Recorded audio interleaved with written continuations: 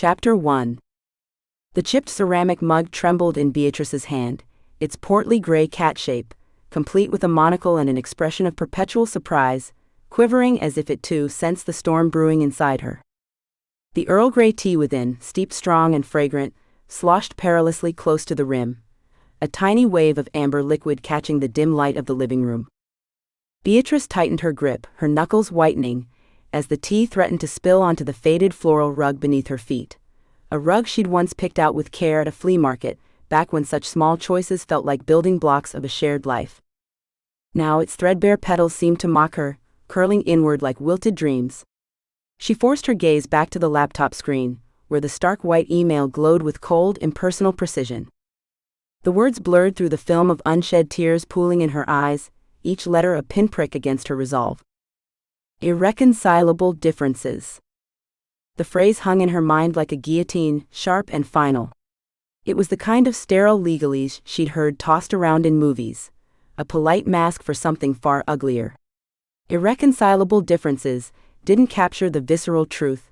I've traded you in for a younger, more flexible model. 30 years of marriage, 30 years of late-night talks, of raising 2 bright kids now off at college, of countless casserole dinners served on their worn oak table, reduced to this sanitized excuse. She could still smell the ghosts of those meals, the rich buttery scent of her chicken pot pie, the tang of David's favorite shepherd's pie, the warmth of a kitchen alive with laughter. Now the air felt stale, heavy with silence and the faint bitter edge of her own brewing despair. A sound escaped her throat, a snort that twisted into a strangled sob, raw and unbidden. She flicked her eyes to the mantelpiece, where a framed photo sat beneath a thin layer of dust. A younger Beatrice stared back, radiant in a simple white dress, her arm looped through David's, as he grinned with that slightly awkward boyish charm she'd once found endearing. Their smiles radiated the naive, boundless optimism of newlyweds, a snapshot of a time when forever felt like a promise, not a punchline. Now it was a cruel cosmic joke, the frame tilting slightly as if ashamed to meet her gaze. The front door creaked open with a mournful groan, the sound slicing through the quiet like a rusty blade. Beatrice's head snapped up, her breath catching as David stood there, silhouetted against the slanting afternoon sunlight. He clutched a bouquet of lilies in his hand, their vibrant white petals tinged with delicate pink, the fragrance wafting toward her, sweet, cloying, and utterly out of place. He held them awkwardly, fingers flexing as if unsure whether they were a peace offering or a prop, his broad shoulders hunched like a man caught in a spotlight he didn't want. He looked ridiculous, she thought, a penguin waddling into a scorching sauna, all stiff formality and misplaced intent. Beatrice, he started, his voice a practiced blend of remorse and justification, smooth as a politician caught with his hand in the cookie jar. The syllables dripped with rehearsed sincerity, and she could almost see the script he'd memorized, the one that let him play the wounded party instead of the betrayer. I came to talk. Her lips curled into a tight, bitter smile, her voice steady despite the chaos roiling beneath her skin. Oh, I think your eloquently worded email covered it quite thoroughly, David. She lifted the cat mug to her lips, taking a shaky sip of the tea, its warmth doing little to soothe the tremor in her hand or the burning ache behind her eyes. The steam curled upward, brushing her cheeks like a fleeting comfort she didn't deserve. Unless you've decided to confess that this whole irreconcilable differences thing was actually a midlife crisis fueled by too much kale and downward-facing dog? David winced, the corners of his mouth twitching downward in a grimace that pulled at his once handsome features. It's complicated, he said, the words limp and evasive, a flimsy shield against her accusation. Complicated like explaining quantum physics to a toddler, she shot back, her tone sharpening as she set the mug down on the side table with a faint clink.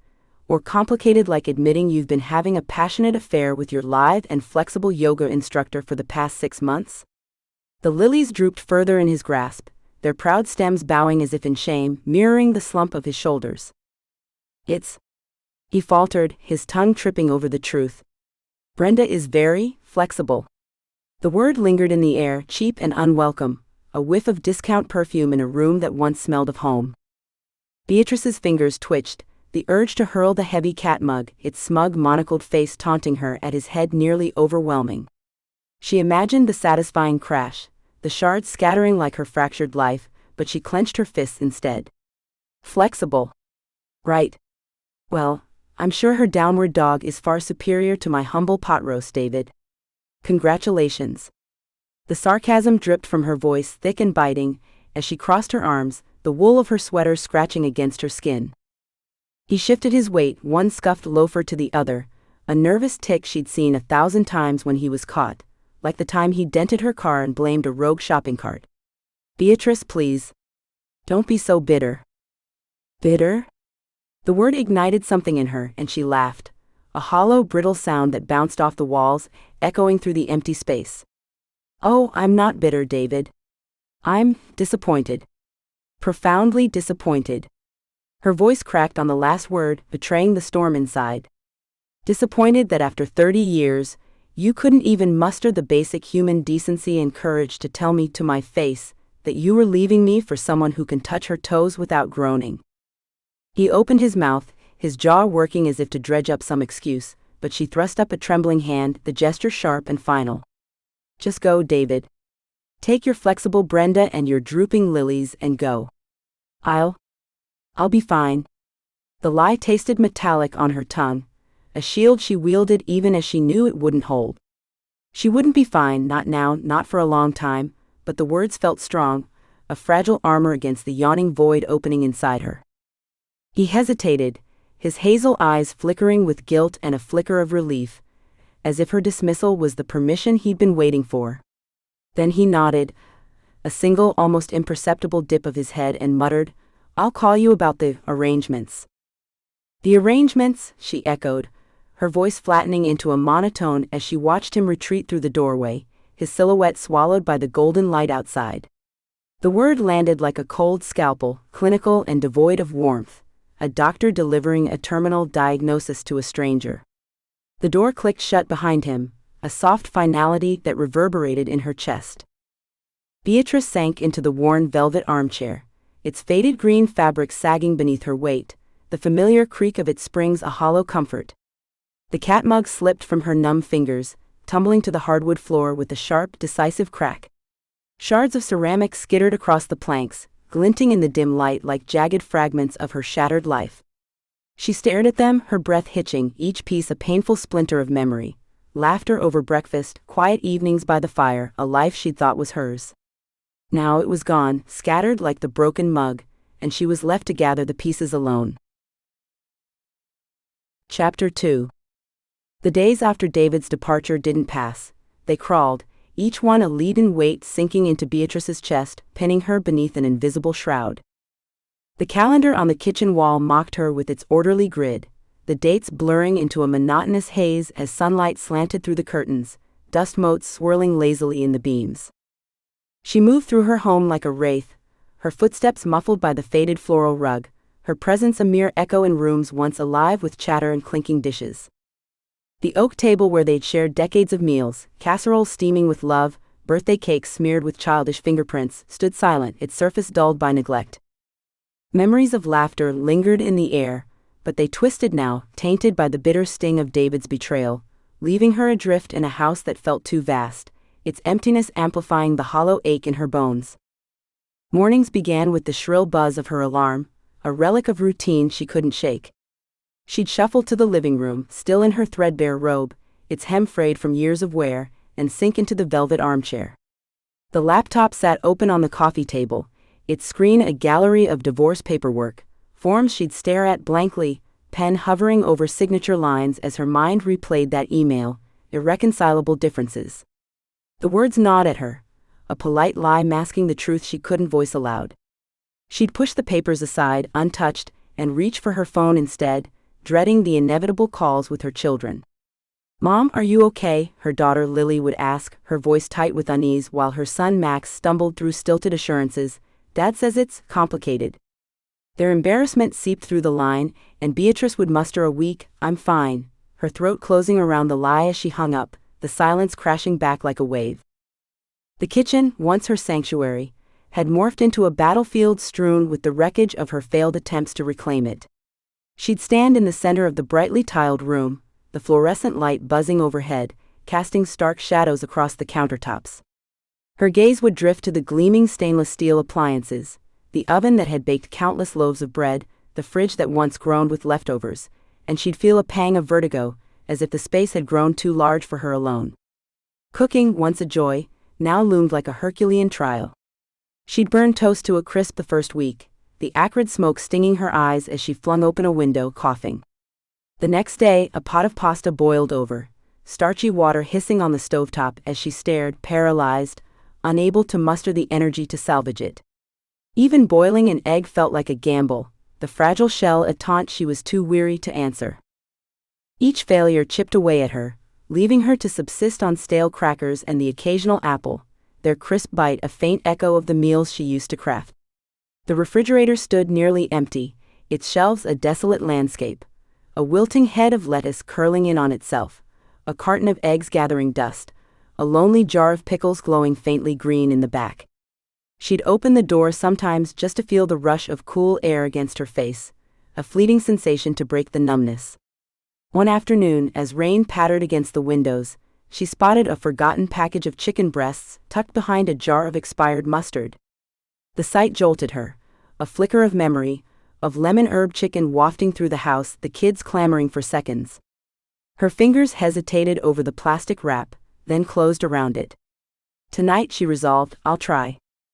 She pulled the single chicken breast free, its pale flesh glistening under the harsh kitchen light, looking as forlorn as she felt. The cold tap water roared as she rinsed it, the metallic tang of the faucet biting at her senses, a stark contrast to the fragrant herbs she'd once wielded like an artist's palette. She turned to the spice rack, her fingers brushing jars of rosemary, thyme and oregano, their scents muted by time but still stirring a faint ache. She remembered twirling sprigs between her fingers, experimenting with flavors, rosemary with lamb, thyme in a creamy soup, each dish a love letter to her family. Now the thought of cooking for one felt like a hollow ritual, a pointless dance with no audience. She settled on simplicity, pan-fried chicken seasoned with just salt and pepper. She sprinkled the grains over the meat, salt clinging to her fingertips like tiny sharp stars, then drizzled olive oil into a skillet. The oil shimmered as it heated, swirling in golden eddies, and when she dropped the chicken in, it sizzled, a sharp, jarring crackle that pierced the kitchen's stillness. She watched the edges curl and brown, a faint wisp of smoke curling upward, carrying the scent of char. Her mind drifted unbidden to David, picturing him in some sleek, modern kitchen, his arm slung casually around Brenda's waist. She could see them laughing over a shared joke, Brenda's lithe frame moving with effortless grace as she whipped up some organic, kale-laden masterpiece. A wave of resentment surged through Beatrice, bitter as bile, tightening her grip on the spatula. The chicken finished cooking, its surface golden but slightly charred in spots, a testament to her distraction. She slid it onto a large dinner plate, where it sat, pathetically small and solitary, dwarfed by the expanse of white ceramic. She stared at it, the silence pressing in thick and oppressive. She cut a bite, the knife scraping against the plate with a grating screech, and brought it to her mouth. It was dry, flavorless, crumbling to ash on her tongue. She chewed mechanically, forcing down a few more bites before her stomach rebelled. With a sigh, she wrapped the rest in foil, the crinkle of metal loud in the quiet, and shoved it back into the fridge. Another casualty to join the lettuce and pickles, a mirror to the void in her chest. Days bled into one another, each a repetition of the last, until one gray afternoon when the rain drummed a relentless tattoo against the windows. Beatrice stood at the sink, washing the same mug she'd used for weeks, the chipped cat mug David had once called ridiculous, when a sharp knock rattled the front door. She froze, suds dripping from her hands onto the counter, her pulse quickening. The knock came again, insistent, pulling her from the fog she'd settled into. She wiped her hands on a dish towel, its fabric rough against her skin, and shuffled toward the door, her slippers scuffing the hardwood. Her fingers hovered over the knob, trembling slightly, as she wondered who could be on the other side. Lily, perhaps, checking on her? A neighbor with a misplaced package? She took a breath, steeling herself, and twisted the handle, the door creaking open to reveal. Chapter 3. The door creaked open, its hinges groaning under the weight of Beatrice's hesitation, and she peered out into the drizzle-soaked afternoon. Her heart thudded against her ribs, a wild fleeting hope flickering in her chest. A vision of a handsome stranger, all chiseled jaw and mysterious eyes, standing there with an outstretched hand to whisk her into a world she'd never known existed. She'd read enough novels to imagine it: the rain-slicked trench coat, the cryptic smile, the promise of adventure to mend her broken spirit. Instead, the reality was a tow-headed boy, no more than 10, grinning up at her from the stoop. His soccer jersey hung loose on his skinny frame, mud-streaked from some game down the street, and a gap on the left side of his candy-stained mouth revealed a missing tooth. He clutched a damp cardboard box emblazoned with "School Fundraiser Cookies" in garish red letters. "Hi, lady," he chirped, his voice cutting through the patter of rain on the awning. "Wanna buy some cookies? They're only $5 a box, chocolate chip or peanut butter. My mom says I gotta sell 10 more to win a skateboard." He shifted the box, revealing a soggy corner where the rain had won its battle against the cardboard. Beatrice's shoulders slumped, the fantasy dissolving like sugar in the downpour. She forced a smile, her lips stiff from disuse. "Oh, sure," she said, fumbling in her robe pocket for a crumpled bill. The boy's grin widened as she handed over the $5, and he thrust a box of chocolate chip cookies into her hands, the plastic crinkling under her fingers. "Thanks, lady. You're the best," he called, already darting back into the rain, his sneakers slapping against the wet pavement. She watched him go, a small figure swallowed by the gray haze, and shut the door with a soft thud. The cookies sat heavy in her grasp, a mundane anchor to a life she hadn't signed up for. She set the box on the kitchen counter, next to the chipped cat mug she'd just washed, and stared at it. The cheerful cartoon cookie on the label mocked her, a reminder that even a kid's school fundraiser felt more purposeful than her days. The rain drummed against the windows, a relentless rhythm that mirrored the gloom seeping into her soul, and she sank onto a stool, her robe pooling around her like a deflated balloon. She tore open the box, the scent of artificial chocolate wafting up, and popped a cookie into her mouth. It was cloyingly sweet, sticking to her teeth, but she chewed anyway, the mechanical motion a faint distraction from the ache gnawing at her core. That ache had shadowed her for weeks, a constant companion since David's departure. She tried to fill the void, shuffling through paperwork she couldn't sign, dodging her kids' worried calls, burning toast until the smoke alarm wailed, but nothing worked. The house felt like a mausoleum, its walls echoing with ghosts of a life she'd lost. She'd catch herself staring at the oak table, imagining David's chair occupied by Brenda, her lithe fingers tracing the grain as they laughed over some private jest. The image fueled a resentment that flickered hot in her chest, a flame she couldn't douse. Where had the man she'd loved gone? Not just into Brenda's toned, tanned arms, but deeper, into a departure so insidious she hadn't seen it coming. When had their talks dwindled to grunts over the morning paper? When had their laughter faded, their small rituals, the Sunday crosswords, the movie nights, eroded into silence? She knew she wasn't blameless. The thought gnawed at her as she crumbled another cookie between her fingers, the crumbs scattering across the counter like tiny accusations. She could have fought harder against the slow rot of their marriage, not the cheating, lying hope you catch an STD half, but the quieter decay she'd let fester. She'd grown sharp-tongued about his predictable routines, his expanding waistline, his retreat into a world of golf scores and late-night TV. She could have spiced things up, tried those breathless bedroom tricks from romance novels or the Wilder magazine columns. Maybe not the acrobatics, she thought with a wry twist of her lips, but something to break the monotony. But she hadn't. She'd let the years pile up like dust, and now he was with someone younger, smoother, less lined by time and criticism. Still, she blamed him. Why couldn't he have bought a flashy convertible, roared off into a cliched midlife crisis, instead of this predictable, gutless betrayal? Beatrice brushed the crumbs into her palm and dumped them in the sink, the rain's cadence pulling her gaze to the window. What did he even offer Brenda? He wasn't hip, his playlists stopped at 1985. He wasn't strikingly handsome, just blandly fine, his jaw softening with age. Money? Comfortable, sure, but the divorce would carve that down. She couldn't fathom it, couldn't pin a single thing a young tart might see in her soon-to-be ex-husband. Soon-to-be ex-husband, she muttered, the phrase sour as bile on her tongue, and the realization hit her again, she didn't understand. Not him, not herself, not the unraveling of 30 years into irreconcilable differences and a curt email. The need to talk, to find someone who did understand, clawed at her, sharp and urgent. Someone who knew the bewildering hell of being traded for a yoga instructor named Brenda, who could untangle the hurt and confusion knotting her insides. She pushed off the stool, her slippers scuffing the hardwood as she drifted to the living room, her eyes catching on the rain-streaked glass. It was a dreary, rain-soaked Tuesday, the kind that draped her soul in gray, and she found herself pulling on a coat, threadbare, olive green, a relic from happier autumns. She grabbed her keys, the metal cold against her palm, and stepped outside, the damp air kissing her cheeks as she locked the door behind her. The world beyond her porch was a watercolor blur, rain tapping a melancholic beat against the pavement. She wandered with no destination, her boots splashing through shallow puddles, until she reached the local community center, a squat brick building glowing faintly through the mist. Inside, the air smelled of damp coats and old coffee, the hum of voices a distant murmur. She paused by a bulletin board, its surface a chaotic tapestry of flyers, ukulele lessons, lost cats, a plea for a book club. Her gaze snagged on a bright yellow sheet, its cheerful font clashing with its message, "Divorced? Feeling lost? Join our support group." Below, in shaky pen, a smaller note, "We understand."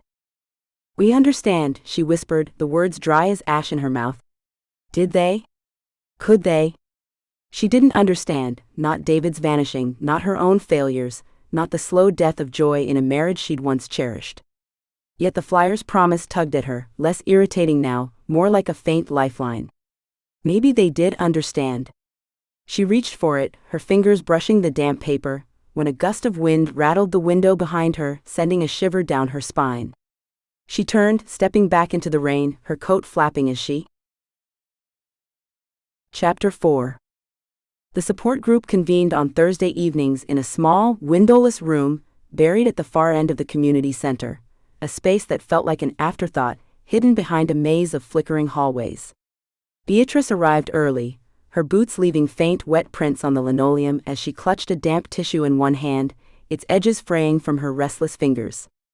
Her heart hammered a jittery rhythm against her ribs, each beat a mix of dread and desperate hope that these women, these fellow castaways of heartbreak, held some unspoken alchemy to mend the jagged wound David had left behind. She hesitated at the threshold, the air thick with the scent of stale coffee and mildew, before stepping inside, her gray cardigan damp from the drizzle she'd braved to get here. The room was a testament to frugality, its sparse furnishings a patchwork of neglect.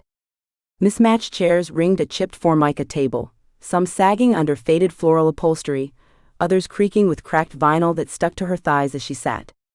The table's surface bore a constellation of coffee rings, faint ghosts of past gatherings, and a crooked banner stretched across one wall. "New beginnings," it proclaimed in peeling letters, its cheer dimmed by drooping corners and a faint yellow tinge. Overhead, fluorescent lights buzzed like restless insects, casting a sterile glow that sharpened the shadows beneath her eyes. She smoothed her cardigan, feeling drab in her sensible shoes, and tucked her hands into her lap, the tissue crumpling further as she waited. The other women trickled in, each a silhouette of survival against the harsh light.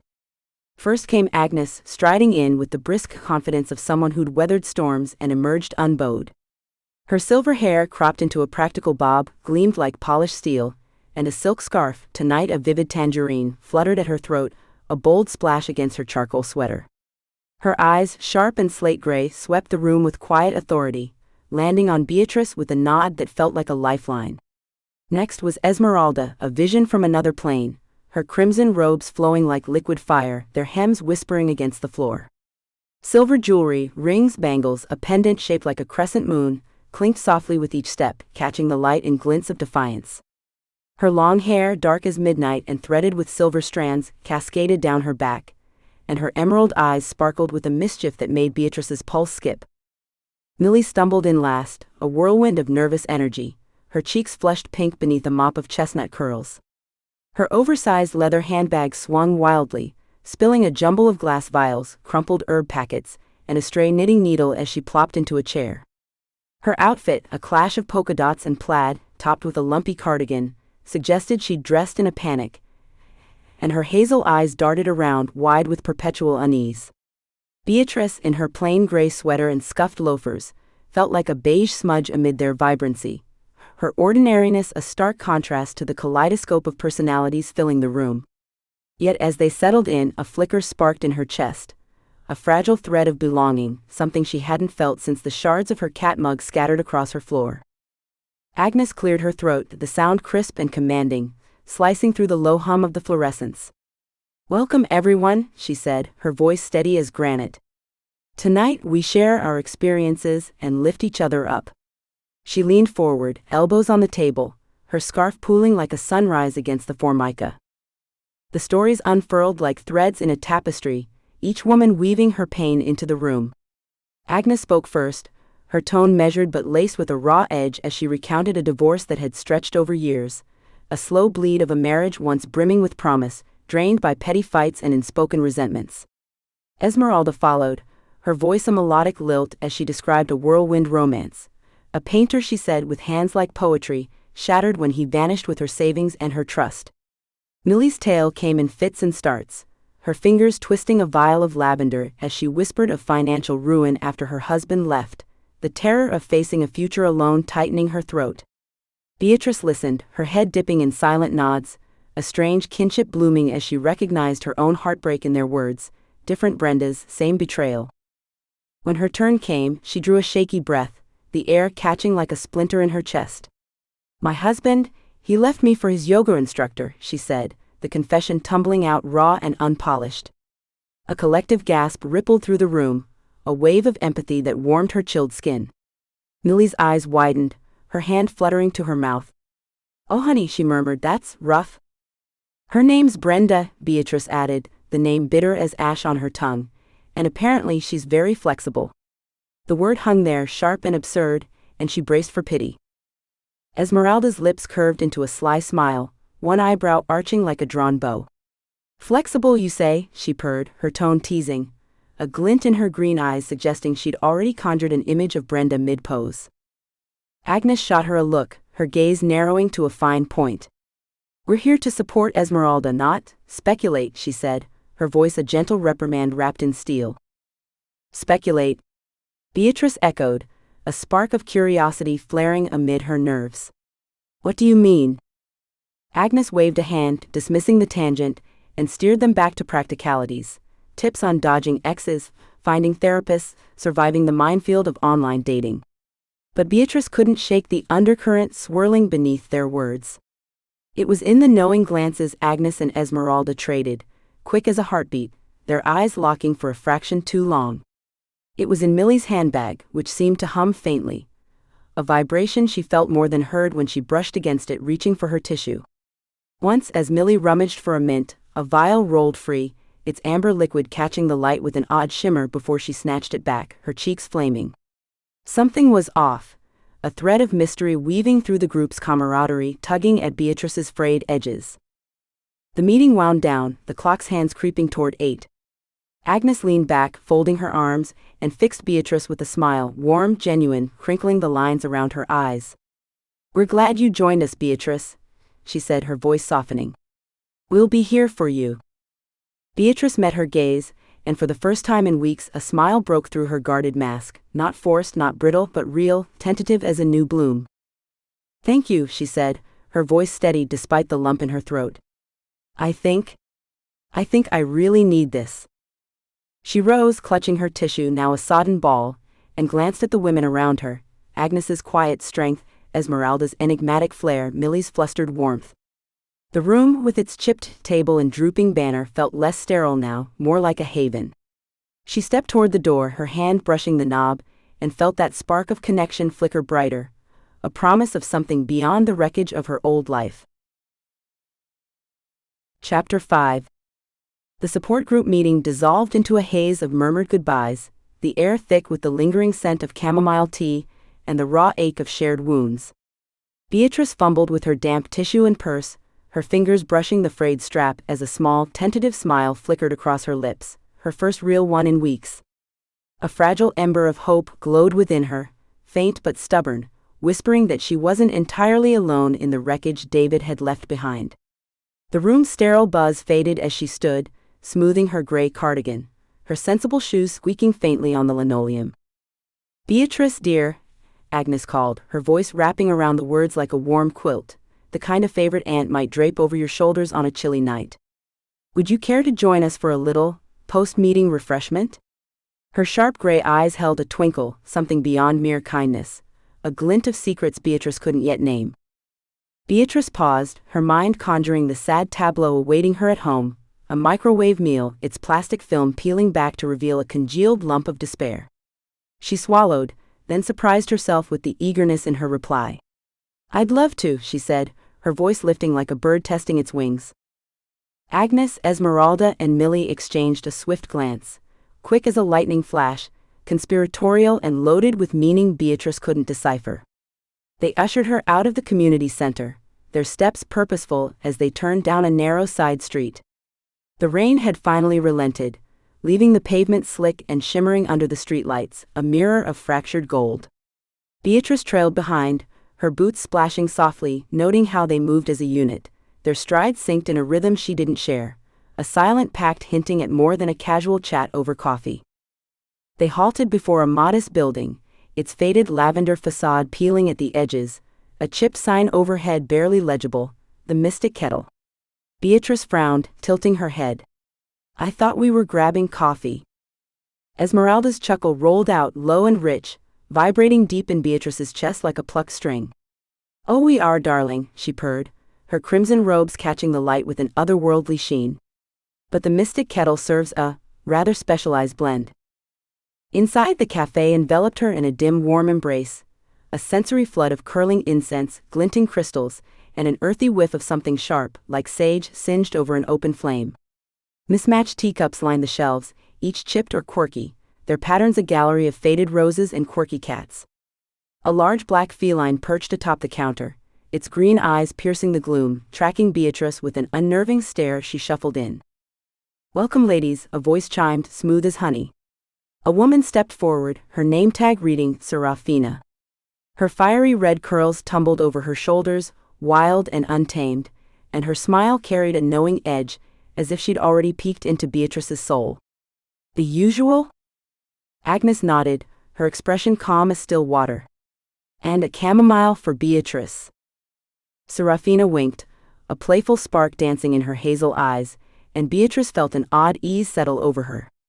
"Coming right up," she said, vanishing behind the counter with a swish of her apron.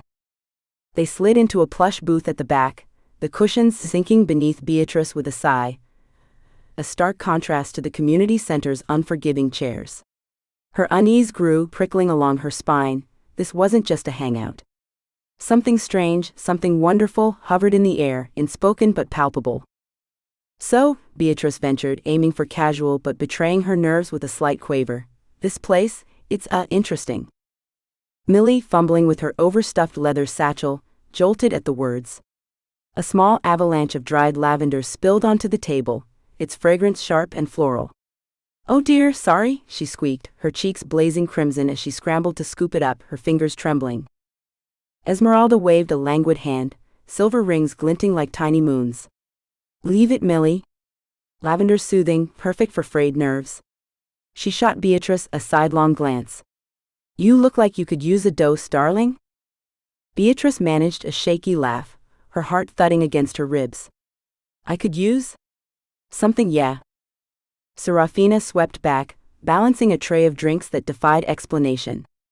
Agnes's tea glowed a vivid purple, shimmering with an ethereal light that pulsed faintly. Esmeralda's gleamed with golden flecks, swirling like stars trapped in amber. Millie's gave off an earthy musk, rich and grounding, steam curling upward in lazy spirals. Beatrice's chamomile, served in a plain white mug, sat starkly ordinary beside them, its steam rising in humble wisps. As Serafina retreated, Agnes leaned in, her voice dropping to a hushed conspiratorial tone. "Beatrice," she said, locking eyes with her, "there's something we need to tell you." Beatrice's pulse spiked, a cocktail of dread and thrill churning in her gut. She'd sensed it, these women weren't just divorcees. They were more. "What is it?" she whispered, barely audible. "We," Agnes said, her words steady as stone, "are a coven." Beatrice blinked, her brain stalling. "A coven? Like witches?" Esmeralda groaned, rolling her eyes with theatrical flair. Oh, Agnes, you've got the finesse of a stampeding rhino. She swiveled to Beatrice, her emerald gaze glinting with mischief. Yes, darling. Witches. Real honest-to-goddess witches. Beatrice gaped, her mind wrestling to stitch together the ordinary women from the meeting with this wild claim. Witches? It was ludicrous, straight out of a paperback fantasy. Yet the evidence sat before her, the glowing tease, the cat's uncanny stare, the knowing spark in their eyes. It fit.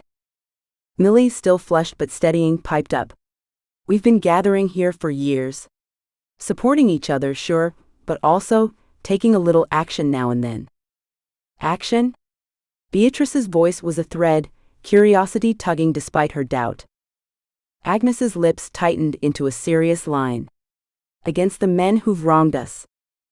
A shiver raced down Beatrice's spine, fear and excitement tangling in her veins. You mean revenge?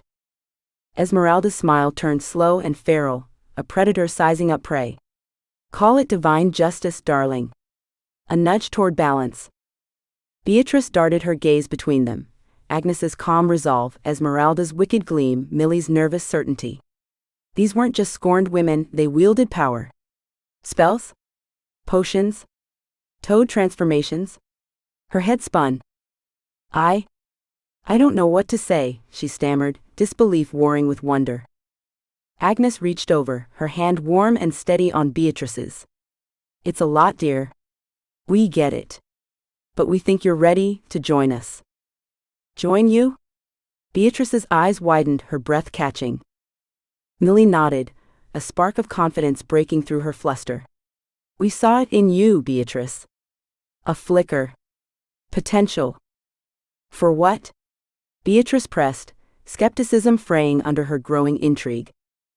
Esmeralda leaned closer, her whisper a velvet caress that prickled Beatrice's skin. Magic, darling. And maybe a touch of revenge. Beatrice stared, her thoughts a whirlwind of doubt and a strange electric thrill. Magic? Revenge? It was insane, yet the part of her still raw from David's betrayal, the part craving control, whispered, what if it's real? Chapter 6. Candlelight flickered in the mystic kettle, casting playful shadows that danced across the lavender walls, bathing the newly formed coven in a warm conspiratorial glow. Beatrice perched on the edge of her seat, her untouched chamomile tea cooling in its plain mug, steam curling upward like a question mark.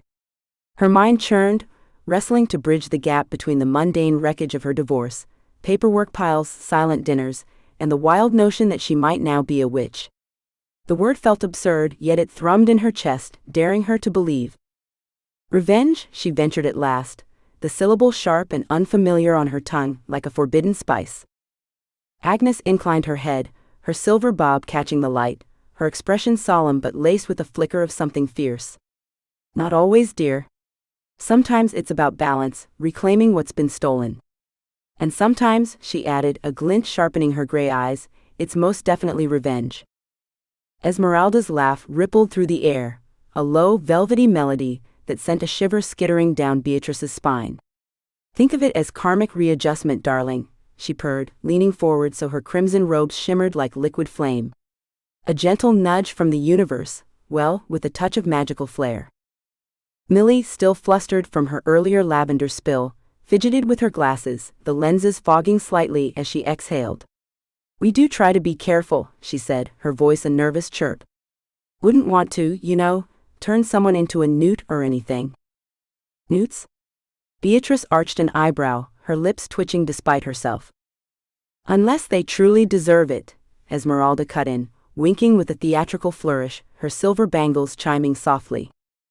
Beatrice lifted her mug, the chamomile's faint floral scent teasing her nose as she took a tentative sip. The warmth slid down her throat, grounding her as she grappled with the flood of words, witches, magic, karmic readjustment.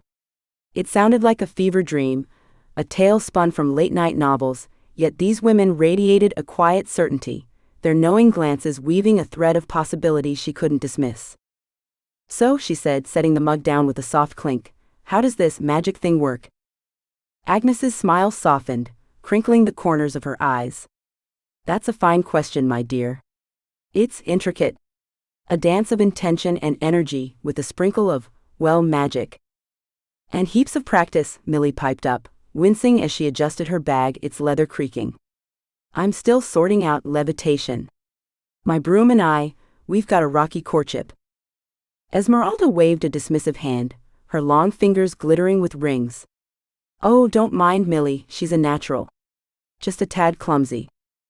Clumsy? Beatrice echoed, curiosity tugging at her.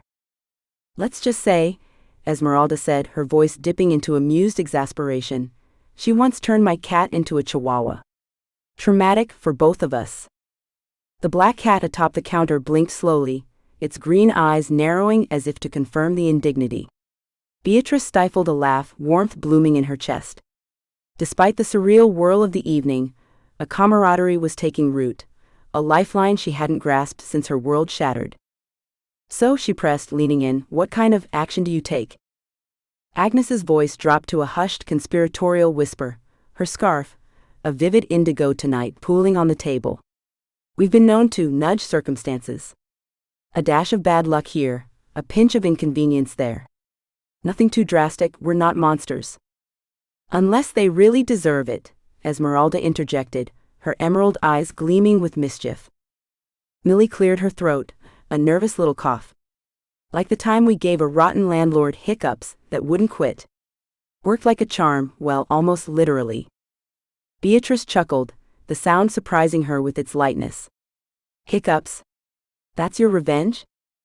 A starting point, Agnes replied, a sly smile tugging at her lips. We're still perfecting the advanced spells. Like what? Beatrice asked, her curiosity now a live wire, sparking with every word. Esmeralda's gaze twinkled like the gold flecks in her tea. Oh, we've got notions simmering, darling. There's a certain yoga instructor who might find herself surprised. Beatrice's heart stuttered. Brenda. The name conjured her instantly, lithe, smug, bending into poses that had stolen David, her life, her worth. The idea of a magical tweak, a cosmic slap, sent a thrill through her veins, sharp and enticing.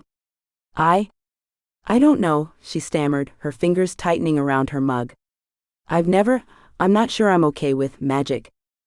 Agnes's hand settled over hers, warm and steady as an anchor. It's all right, dear. We understand the leap it takes. But we see potential in you, great things. We'll guide you step by step. Besides, Millie added, her voice brightening, it's honestly pretty fun. Esmeralda nodded, her smile widening. You might just find you've got a gift for it. Stranger things have happened. Beatrice studied them, their faces aglow in the candlelight, Agnes's calm resolve, Esmeralda's flamboyant confidence, Millie's endearing jitters. They were a mosaic of differences, bound by a secret power she couldn't fully grasp, yet it pulled at her, promising something beyond the ashes of her past. For the first time in weeks, excitement flickered, a spark of hope igniting in the dark. Okay, she said, drawing a deep breath, the air tasting of sage and possibility. Tell me more. The coven leaned in, their voices weaving a tapestry of magic and mischief. Agnes started, her tone measured as she outlined spellcasting basics, intention as the heartbeat, energy as the breath, words as the spark. Mispronounce an incantation, she warned, and you might summon a storm instead of a breeze. Millie giggled, confessing how she'd once conjured a flock of sparrows indoors, their wings battering the kettle's shelves.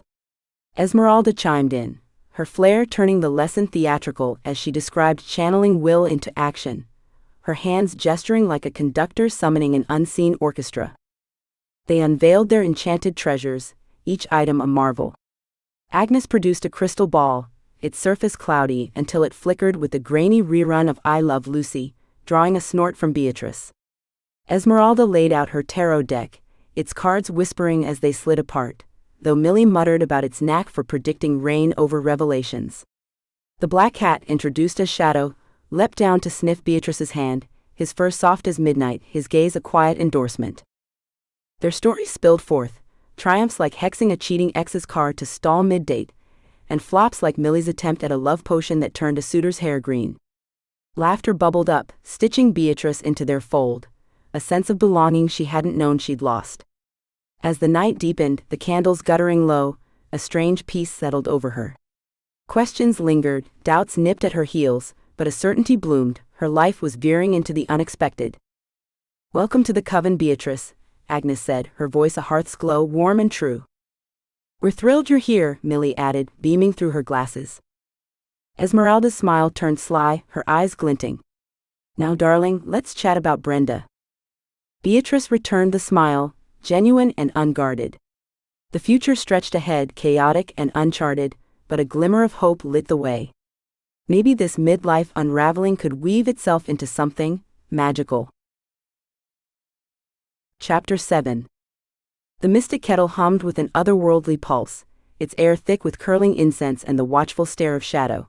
The black cat sprawled atop the counter, his green eyes glinting like twin lanterns. The cafe had morphed into Beatrice's improbable classroom, a far cry from the polished halls of magic she'd imagined as a girl devouring fantasy novels. Instead, her crash course in witchcraft was a delightful mess. A patchwork of dog-eared spellbooks, Esmeralda's theatrical flair, and Millie's earnest, if shaky, attempts at magic. The shelves groaned under teacups and crystal clusters, their surfaces dusted with a faint shimmer that caught the flickering candlelight, casting the room in a warm, dreamlike haze. "Now, darling," Esmeralda proclaimed, her voice a velvet command as she flourished a smoldering incense stick. It sent a sharp tang of burnt toast laced with something floral. "Focus your intention. Picture the outcome. Let the energy surge through you." Her crimson robes billowed as she swept an arm wide, silver bangles chiming like distant bells. Beatrice teetered on a lumpy meditation cushion, its faded purple velvet prickling her thighs. She squeezed her eyes shut, straining to follow Esmeralda's lead.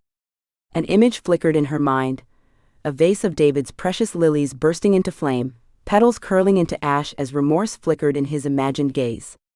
It was the closest she could get to vengeance without tipping into the shadowy spells she wasn't ready to touch. Her breath hitched, a nervous thread weaving through her focus. "Feel the power, Beatrice," Millie urged, her voice a breathless squeak from across the table.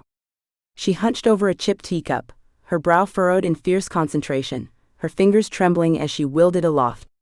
The cup wobbled, rising an inch, then plummeted with a sharp crack, shattering into jagged porcelain shards that skittered across the hardwood floor. "Oops," Millie mumbled, her cheeks flaming as she ducked her head, glasses slipping down her nose. Agnes sighed, a pragmatic gust that stirred the air, her tangerine scarf pooling on the table like a spilled sunrise. "Perhaps we should ease into something less combustible," she said, her tone dry but kind. She gestured to a stack of books, their spines cracked and titles embossed in peeling gold. Basic Conjuration for Beginners, The Art of Subtle Influence, and the faintly ominous Curses and Counter-Curses, a practical guide. The pile teetered, as if daring Beatrice to dive in. She reached for Basic Conjuration, its leather cover cool and worn under her fingertips. Flipping it open, she squinted at diagrams of pentagrams scratched in faded ink, lists of ingredients like Eye of Newt and powdered dragon scale, and incantations in a script that twisted like elvish runes. She said, holding the book aloft, "is there an English edition hiding somewhere?" Esmeralda scoffed, her laugh a theatrical trill. "Darling, where's your sense of wonder? Embrace the mystique, it's half the fun." Agnes's lips twitched with amusement, as she slid a pair of tortoiseshell reading glasses across the table. "Here, dear. These might tame the runes for you." Beatrice perched the glasses on her nose, the world sharpening as she sank into the pages. Hours slipped by, the cafe's hum blending with the rustle of paper. She learned of magic's flavors, elemental bursts that could summon wind or flame, psychic nudges to sway a mind. Her kitchen pantry, stocked with salt and stale oregano, seemed laughably mundane next to demands for bat wings or moonlit dew. Spellcasting, she discovered, wasn't wand-waving theatrics, but a quiet alchemy of focus, intention, and vivid imagination. Less fairy tale, more mindful grit. "It's like meditation with a kick," Agnes explained, her voice steady as she demonstrated. She plucked a feather from a jar, soft, iridescent, its edges glinting, and murmured a soft phrase. The feather lifted, twirling in the air like a ballerina en pointe, dipping and soaring with effortless grace. "Impressive," Beatrice said, her awe tinged with doubt. Her own hands felt clumsy, incapable of such finesse. "You'll get there," Agnes assured her, her gray eyes warm. It's all practice and patience. Practice, though, proved a beast of its own. Beatrice's first stab at conjuring a flame ended with a singed tablecloth, its floral pattern curling into blackened ruin, as smoke stung her lungs, forcing her to fling open a window. Telekinesis was a farce of grimaces and flailing arms, rewarded only by a stubbed toe when a book toppled from a shelf. Her potion attempt, a murky brew of herbs and rainwater, bubbled in a dented cauldron, its stench a vile mix of troll sweat and rotting socks. She gagged, shoving it toward Esmeralda with a grimace. "Perhaps pre-made potions for now?" Esmeralda suggested, her nose wrinkling as she banished the cauldron with a flick of her wrist, the air clearing with a faint pop. Yet amid the chaos, magic tugged at Beatrice, an unruly thread she couldn't resist. It was absurd. Spills, stumbles, and the time she accidentally summoned a swarm of bees that buzzed furiously around the kettle until Millie shooed them out with a broom. But it was also a lifeline, a spark of agency flickering in the void David had left. For the first time, she glimpsed a destiny she could shape, even if it came with a side of stinging welts.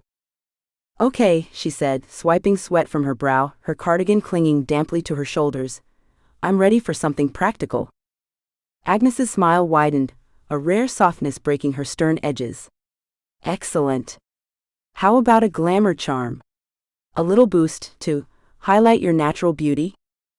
Beatrice faltered, her hand brushing her mousy hair. "Enhance my beauty? I'm not exactly." "Nonsense, darling," Esmeralda cut in, her voice a silken whip. "You're a stunner, we just need to dust off the gloom and remind you." Her emerald eyes gleamed, daring Beatrice to argue. Millie, wrestling her curls into a lopsided braid with her eyes squeezed shut, nodded eagerly. "It's like a magical makeover. Only, without the scary mascara wands." Beatrice's reluctance wavered, curiosity nudging her forward. A confidence boost couldn't hurt, could it? The charm called for rose petals, soft and velvety, plucked from a jar, moonstone dust that shimmered like crushed starlight, and a single hair she tugged from her scalp with a wince. Esmeralda took the lead, her voice rolling into a chant that might have been Latin or pure invention, each syllable dripping with drama. A glow bloomed, iridescent and warm, wrapping Beatrice in a tingling wave that prickled her skin like static. The light faded, and she turned to the tarnished mirror on the wall, its frame etched with vines. She gasped. Her hazel eyes sparkled, brighter than she'd ever seen them. Her skin glowed with a clarity that erased weeks of exhaustion, and her hair, still stubbornly brown, shone with a glossy sheen, catching the candlelight like silk. "Wow," she breathed, her fingers grazing her cheek. "I look radiant, darling," Esmeralda crowed, clapping her hands with delight. "Absolutely divine." Millie, her braid now a tangled nest, beamed. "Younger too, like you shed a decade." Beatrice traced her reflection, a swell of confidence surging through her, bright and unfamiliar. She felt seen not as David's discarded wife but as herself anew. "Thank you," she said, her voice thick as she turned to them, her smile wide and unguarded. "I feel amazing." Agnes's gaze softened, a maternal warmth in her nod. "That's magic's gift, dear, it shows you the best hiding within." As the evening waned, Beatrice stepped out of the mystic kettle, the cool night air kissing her cheeks. Her stride held a new bounce, her doubts trailing behind like shed skin. She wasn't a witch in full, not yet, but the path glittered ahead, wild and wondrous. This, she knew, was just the start of something extraordinary. Chapter 8. "Now, Beatrice," Agnes said, her voice a steady anchor, firm yet laced with encouragement, "keep it measured. We're not aiming for chaos, just a nudge from the universe. A whisper that actions carry weight." Her silver bob gleamed in the flickering light, her indigo scarf a vibrant slash against her dark sweater. The mystic kettle buzzed with a restless energy, its air snapping like static before a storm. Candle flames swayed in their sconces, casting jittery shadows across the lavender walls, while the faint hum of the cauldron simmering on the stove underscored the coven's hushed anticipation. Beatrice stood at the heart of it, her fingers tingling with the shaky magic she'd barely begun to grasp, her pulse quickening as she faced her first official operation. The target, David, her ex-husband, architect of that cold, irreconcilable differences email, and a cad who traded 30 years of her devotion for a yoga instructor's limber embrace. Like uncontrollable hiccups? Beatrice offered, a grin tugging at her lips as she recalled Millie's triumph over that loathsome landlord, the memory of his startled yelps still fresh. Exactly, Agnes replied, her gray eyes twinkling. Something subtle, a touch of cosmic clumsiness, we've decided. A gentle prod. Esmeralda snorted, her crimson robes rustling as she tossed her head, silver bangles clashing like a discordant chime. Cosmic clumsiness? Oh, Agnes, where's the flair? Why settle for a stumble when we could gift him a plague of boils, or better yet, an unshakable obsession with polka music? Her emerald eyes glinted with wicked delight. Esmeralda! Agnes snapped, exasperation sharpening her tone as she pinched the bridge of her nose. We've been over this. It's Beatrice's first spell, we're keeping it light. No trauma on her debut. Millie, nibbling a sprig of rosemary, until its sharp scent wafted across the table, piped up, her voice a nervous trill. What about a really bad hair day? Like, forever? A magical mullet, business in the front, party in the back eternally? Her glasses slipped, and she shoved them up with a trembling finger. Beatrice laughed, the sound bubbling up unbidden. That's tempting, honestly. Tempting, yes, Agnes conceded, her lips twitching, but we've settled on something more precise. A wardrobe malfunction, to be exact. A wardrobe malfunction? Beatrice leaned forward, intrigue sparking in her chest. Indeed, Agnes said, folding her hands with a teacher's calm. We'll nudge his wardrobe into curious choices for a few days. Nothing ruinous, just delightfully inconvenient. Curious how? Beatrice pressed, her curiosity a live wire now. Esmeralda, unable to bottle her glee, produced a vial from her sleeve. A slender crystal tube filled with an iridescent liquid that shimmered like spilled moonlight. This, darling, is chromatic chaos, she purred, holding it aloft. A few drops, and his clothes will sprout minds of their own. Minds of their own? Beatrice echoed, her brows climbing as she pictured David's pristine suits turning rogue. Oh yes, Esmeralda said, her grin sharpening into something feral. Sock-swapping feet mid-step. Ties staging a revolt against his shirts. Trousers, well, they might decide to dance to their own tune if you catch my drift. She waggled her eyebrows, and Shadow, perched on the counter, flicked his tail as if in approval. Beatrice's smile widened, a rush of mischief warming her veins. David, Mr. Perfectly Pressed, flailing with mismatched socks and a tie that wouldn't behave? It was too delicious to resist. Okay, she said, her voice steady with resolve, I'm in. The coven circled the cauldron, its iron belly bubbling with a merry gurgle, steam curling upward in fragrant wisps of sage and something faintly metallic. Esmeralda, the potion maestro, took charge, her movements a ballet of precision and flair. She tossed in a pinch of glittering powder, a dash of crushed petals that smelled of rain-soaked earth, and a generous swirl of the chromatic chaos potion, each addition sending the brew into a kaleidoscope of colors, emerald, sapphire, a pulsing magenta that made the air hum. Now Beatrice, Agnes said, pressing a small silver spoon into her hand, its handle cool and etched with tiny vines, your turn. Stir it and weave in your intention. Beatrice stepped to the cauldron, the heat kissing her cheeks as she peered into its shimmering depths. She closed her eyes, summoning David's face, his smug jawline, that condescending smirk he'd worn as he'd handed her the lilies. She channeled her intent, not destruction but justice, a karmic tap on the shoulder, a reminder he couldn't waltz away unscathed. The spoon dipped into the potion, and as she stirred, a strange energy prickled up her arm, a current that pulsed with her heartbeat. The liquid swirled, colors bleeding into one another like a living prism. That's it, Agnes whispered, her voice a soft guide at her shoulder. Focus. See it unfold. Beatrice's lids fluttered open, her gaze locking on the brew.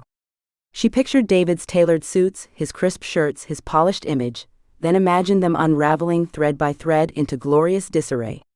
One final stir and she stepped back, breathless. Esmeralda lifted a second vial, this one etched with runes, its contents a silvery essence labeled textile tangle. The finishing touch, she said, tipping a few drops into the cauldron. The potion hissed, spitting sparks, then erupted in a plume of violet smoke that smelled of ozone and mischief. "And now," Agnes declared, brushing her hands together, "we wait."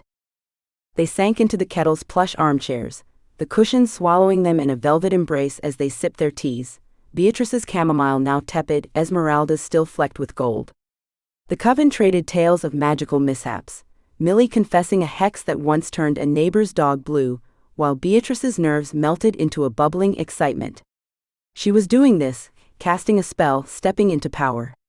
She was a witch, however wobbly her wings. Esmeralda checked the cauldron after a tense stretch of minutes, peering into its depths. "It's ready," she announced, her voice thrumming with glee. "Now we deliver." "Deliver?"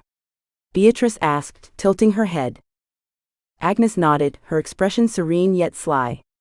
"We'll slip it into David's wardrobe. A few drops on his favorite suit, a spritz in his closet. The magic will weave itself in." "How?" Beatrice pressed, her mind racing. Esmeralda's smile turned conspiratorial, a cat with a canary in sight. "That, darling, is where the real fun kicks off." The plan unfurled like a caper from a heist flick. A dry cleaner's van as their Trojan horse, a swapped laundry basket as the payload, and a sprinkle of magical misdirection to grease the wheels. Beatrice threw herself into the scheming, her laughter mingling with Millie's nervous giggles as they plotted routes and alibis. It felt like a game, a delicious rebellion against the man who'd upended her world, and she savored every second. The next day, she donned a borrowed uniform, navy polo, stiff cap pulled low, and slipped into David's apartment building, her heart pounding a staccato beat. His laundry basket sat unguarded outside his door, a stroke of luck she seized with trembling hands. A whispered charm steadied her nerves, and she swapped it for their rigged duplicate, the potion's faint shimmer winking from the fabric as she retreated, pulse roaring in her ears. Back at the Mystic Kettle, the coven huddled in their corner, teacups clattering faintly in their saucers. They traded anxious glances, the air thick with unspoken what-ifs. Beatrice traced the rim of her mug, her excitement souring into a knot of dread. Would it work? Could it backfire? Then Shadow's ears twitched, his gaze snapping to the window. A faint ripple pulsed through the room, a shiver of magic gone awry. Something had gone wrong. Chapter 9. "I see." "David," Agnes announced, her voice taut, a wire pulled too tight. "He's getting dressed." Her gray eyes narrowed, peering deeper into the glassy depths. The Mystic Kettle thrummed with a jittery buzz, its lavender walls trembling faintly as if the building itself shared the coven's unease. Shadows flickered across the room, cast by a cluster of candles that sputtered in their holders, their wax dripping in slow amber tears. The coven huddled around Agnes's crystal ball, perched on a velvet-draped table, its surface swirling with misty tendrils, mercifully free of I Love Lucy reruns for once. Beatrice's stomach twisted into a sailor's knot, her fingers clutching the armrests of her chair, as she watched Agnes lean over the orb, her silver bob catching the candlelight like a halo. The coven edged closer, breaths held captive in their chests, the air thick with sage and nervous anticipation. "He's slipping on his trousers," Agnes continued, her brow creasing into a map of worry. "They're a blinding shade of chartreuse, vivid as a spring lime." Esmeralda's chuckle rolled out, a velvet ripple cutting the tension. "The chromatic chaos is weaving its magic already." "Splendid." "Wait," Agnes cut in, her voice sharpening as her eyes widened to saucers. "Something's off." "Off?" Beatrice's heart slammed against her ribs, a drumbeat of dread. "His shirt." Agnes faltered, blinking as if to clear a mirage. "It's covered in sequins. And it's belting out opera and aria full volume." A stunned silence blanketed the room, heavy as a winter quilt. "Singing opera?" Millie whispered, her voice a fragile thread, her rosemary sprig forgotten between her teeth. "Yes," Agnes confirmed, her tone clipped with disbelief. "And his tie, it's tap dancing across the floor, clicking like a vaudeville star." The coven traded looks, bewilderment clashing with the flicker of horror in their eyes. "That's not right," Beatrice said, her voice pitching high with panic. "It was supposed to scramble his clothes, not turn them into a Broadway revue."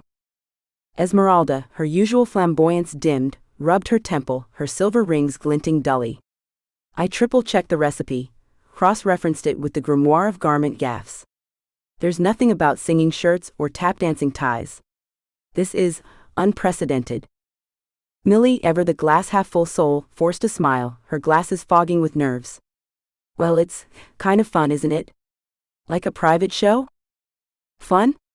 Beatrice yelped, leaping to her feet, her cardigan flapping. Millie, this is a catastrophe. What if someone catches him? He'll be a laughingstock. We'll be the coven that dressed him in sequined serenades. Our cover's blown. Agnes exhaled a weary sigh, her scarf, a muted plum tonight, slipping slightly. You're right, Beatrice. This is a mess. A colossal mess, Esmeralda agreed, her bravado cracking. We've got to fix it now. The coven erupted into action, a whirlwind of frantic energy. Spellbooks thudded onto the table, their pages fluttering like trapped birds as Millie rifled through Counter Curses 101. Esmeralda dashed to the stove, tossing herbs into a dented pot for a hasty counter potion, the air souring with burnt lavender and thyme. Agnes, muttering under her breath, led a desperate ritual, waving a feathered duster over a scratched record of Gregorian chants, its warbling notes clashing with the cauldron's hiss. Nothing worked. Through the crystal ball, David's wardrobe persisted in its absurd performance, the shirt warbling a crescendo, the tie tapping a frantic jig. We've got to go there, Agnes declared, snatching her cloak from a peg, its black wool swirling like a storm cloud. Go where? Beatrice asked, her voice quaking. David's apartment, Agnes said, her jaw set. We need to contain this madness in person. They piled into Agnes's ancient Volvo, its dented frame rattling as she gunned the engine. The streets blurred past in a drizzle-soaked haze, the windshield wipers slapping a frantic rhythm that matched Beatrice's racing pulse. Her stomach churned with visions of disaster, David spotting her, the spell spiraling further, the coven exposed. They screeched to a halt outside David's building, its brick facade looming under a sodium glow.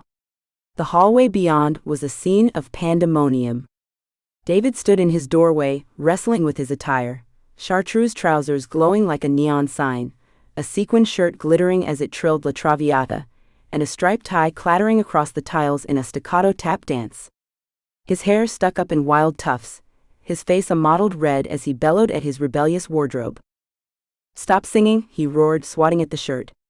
Quit tap dancing, you lunatic tie! And for heaven's sake, trousers, ditch the highlighter hue. From the shadowed stairwell, the coven gaped, a cocktail of dread and dark amusement bubbling in their throats. Shadow slunk behind them, his tail twitching as if savoring the chaos. This is beyond my worst nightmares, Beatrice whispered, her hands clammy against her jeans. We've got to act, Agnes said, stepping forward, her cloak billowing with purpose. But how? Millie squeaked, her eyes saucer-wide behind fogged lenses. Agnes drew a steadying breath, her voice dropping to a calm murmur. We improvise. She approached David, her boots clicking softly on the tiles. David, she said, her tone a soothing balm, is everything all right? He whirled, his eyes wild with desperation, sweat beading on his brow. All right? My clothes are staging a mutiny. Now, Agnes cooed, her hands raised placatingly, let's not overreact. Overreact? David's voice cracked into a shriek. My shirt's an opera diva. My tie's Fred Astaire. And these trousers, radioactive lime doesn't even cover it. We might assist, Agnes offered, her smile tight but reassuring. David squinted, suspicion warring with relief. Assist? How? Agnes flicked a glance at Esmeralda and Millie, a silent signal. We've a knack for unusual wardrobe woes, she said smoothly. He hesitated, then threw up his hands. Fine. Just make it stop. Agnes nodded to her coven. Esmeralda and Millie crept forward, clutching a vial of their slapdash counter potion, a murky green brew that smelled of wet moss, and a fistful of calming chamomile sprigs. Esmeralda spritzed David with a flourish, the mist sparkling faintly, while Millie sprinkled herbs, her fingers trembling as she chanted a jumbled rhyme, hush now, chaos be still, that sounded more Mother Goose than mystic. The air shimmered, a ripple of magic unfurling. Slowly, miraculously, the madness ebbed. The shirt's aria faded to a croak, then silence. The tie's taps stuttered to a halt, flopping limp. The trousers flickered through a brief, garish fuchsia before settling into their original navy, the fabric sighing as if exhausted. David stood chest heaving, staring at his restored attire with a mix of awe and bewilderment. "What just happened?" he rasped, running a hand through his disheveled hair. "A minor hiccup," Agnes said, forcing a smile that didn't quite reach her eyes. "A cosmic wardrobe glitch, nothing more." David eyed her, mistrust flickering, but relief outweighed his doubts. "Thanks," he muttered, voice still shaky. I owe you." "Don't mention it," Agnes replied, her tone brisk. "Just mind your closet going forward." The coven retreated, slipping out as David slumped against his doorframe, dazed. Back at the mystic kettle, they collapsed around the crystal ball, now flickering with the golden girls, Blanche's laugh a jarring counterpoint to their frayed nerves. "Well," Agnes said, sinking into an armchair, "that was eventful." "Eventful's putting it mildly," Beatrice groaned, flopping beside her, her cardigan askew. "We nearly turned David into a sequined, opera-singing sideshow." Esmeralda sighed, twirling a lock of dark hair. "I still can't fathom it." The grimoire swore by chromatic chaos, no mention of musical mayhem. Millie, inspecting a singed sleeve, mumbled, "Maybe hiccups are safer." Beatrice laughed, a spark of mischief glinting in her hazel eyes. "Maybe. But one thing's clear, this coven's never dull." Chapter 10. Beatrice sat at the table's edge, her fingers tracing the chipped rim of her teacup, the chamomile within long gone cold. Her stomach churned with a stew of guilt and resolve.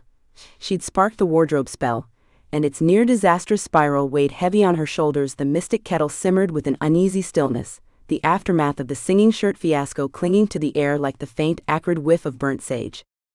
Shadows stretched long across the lavender walls, cast by candles that guttered in their holders, their flames trembling as if mirroring the coven's rattled nerves. The usual buzz of chaotic camaraderie had dulled to a muted hum, the plush armchairs cradling the women in a tense silence. "We need to talk about this," she said, her voice cutting through the quiet with a firmness that surprised even her. The coven turned, their faces a gallery of guilt, apprehension, and the faintest flicker of defiance. Agnes sighed, her silver bob catching the candlelight as she adjusted her plum scarf, a somber hue for a somber mood. "We know, Beatrice," she said, her tone weary but steady. "It was a misstep." "A misstep?" Beatrice countered, her hazel eyes flashing. "It nearly turned David into a walking musical review reject.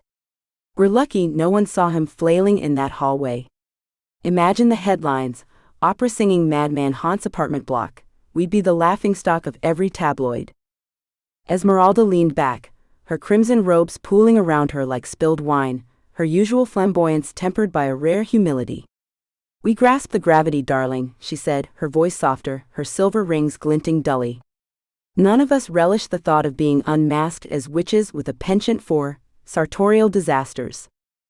Millie, hunched over a tangle of yarn and mismatched buttons, her latest nervous knitting project, mumbled through a mouthful of rosemary, "Maybe we should just disband. Quit before we turn someone into a garden gnome or a talking toad." Her glasses slipped, and she shoved them up with a trembling finger. "Disband?" Beatrice's voice rose, incredulous, as she slapped her palms on the table, the teacup rattling. "No way. That's not the fix. We just need to tighten the reins." "Tighten the reins?" Esmeralda arched a sculpted brow, a spark of her old fire flaring. "Darling, reined in isn't our style." "Then maybe it should be," Beatrice shot back, her jaw set. "We can't fling spells around like confetti without weighing the fallout. We need protocols."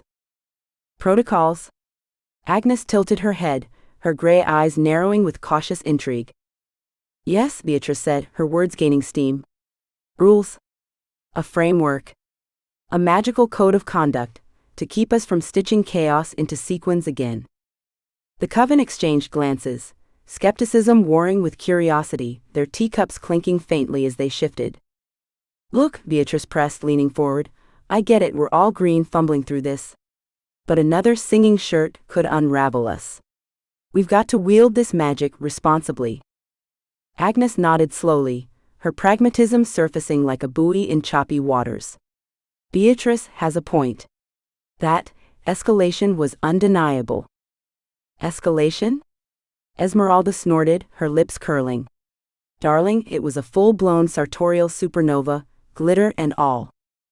Call it what you want, Beatrice said, her voice steady despite the tremor in her hands, but we need to ensure it's a one-time show.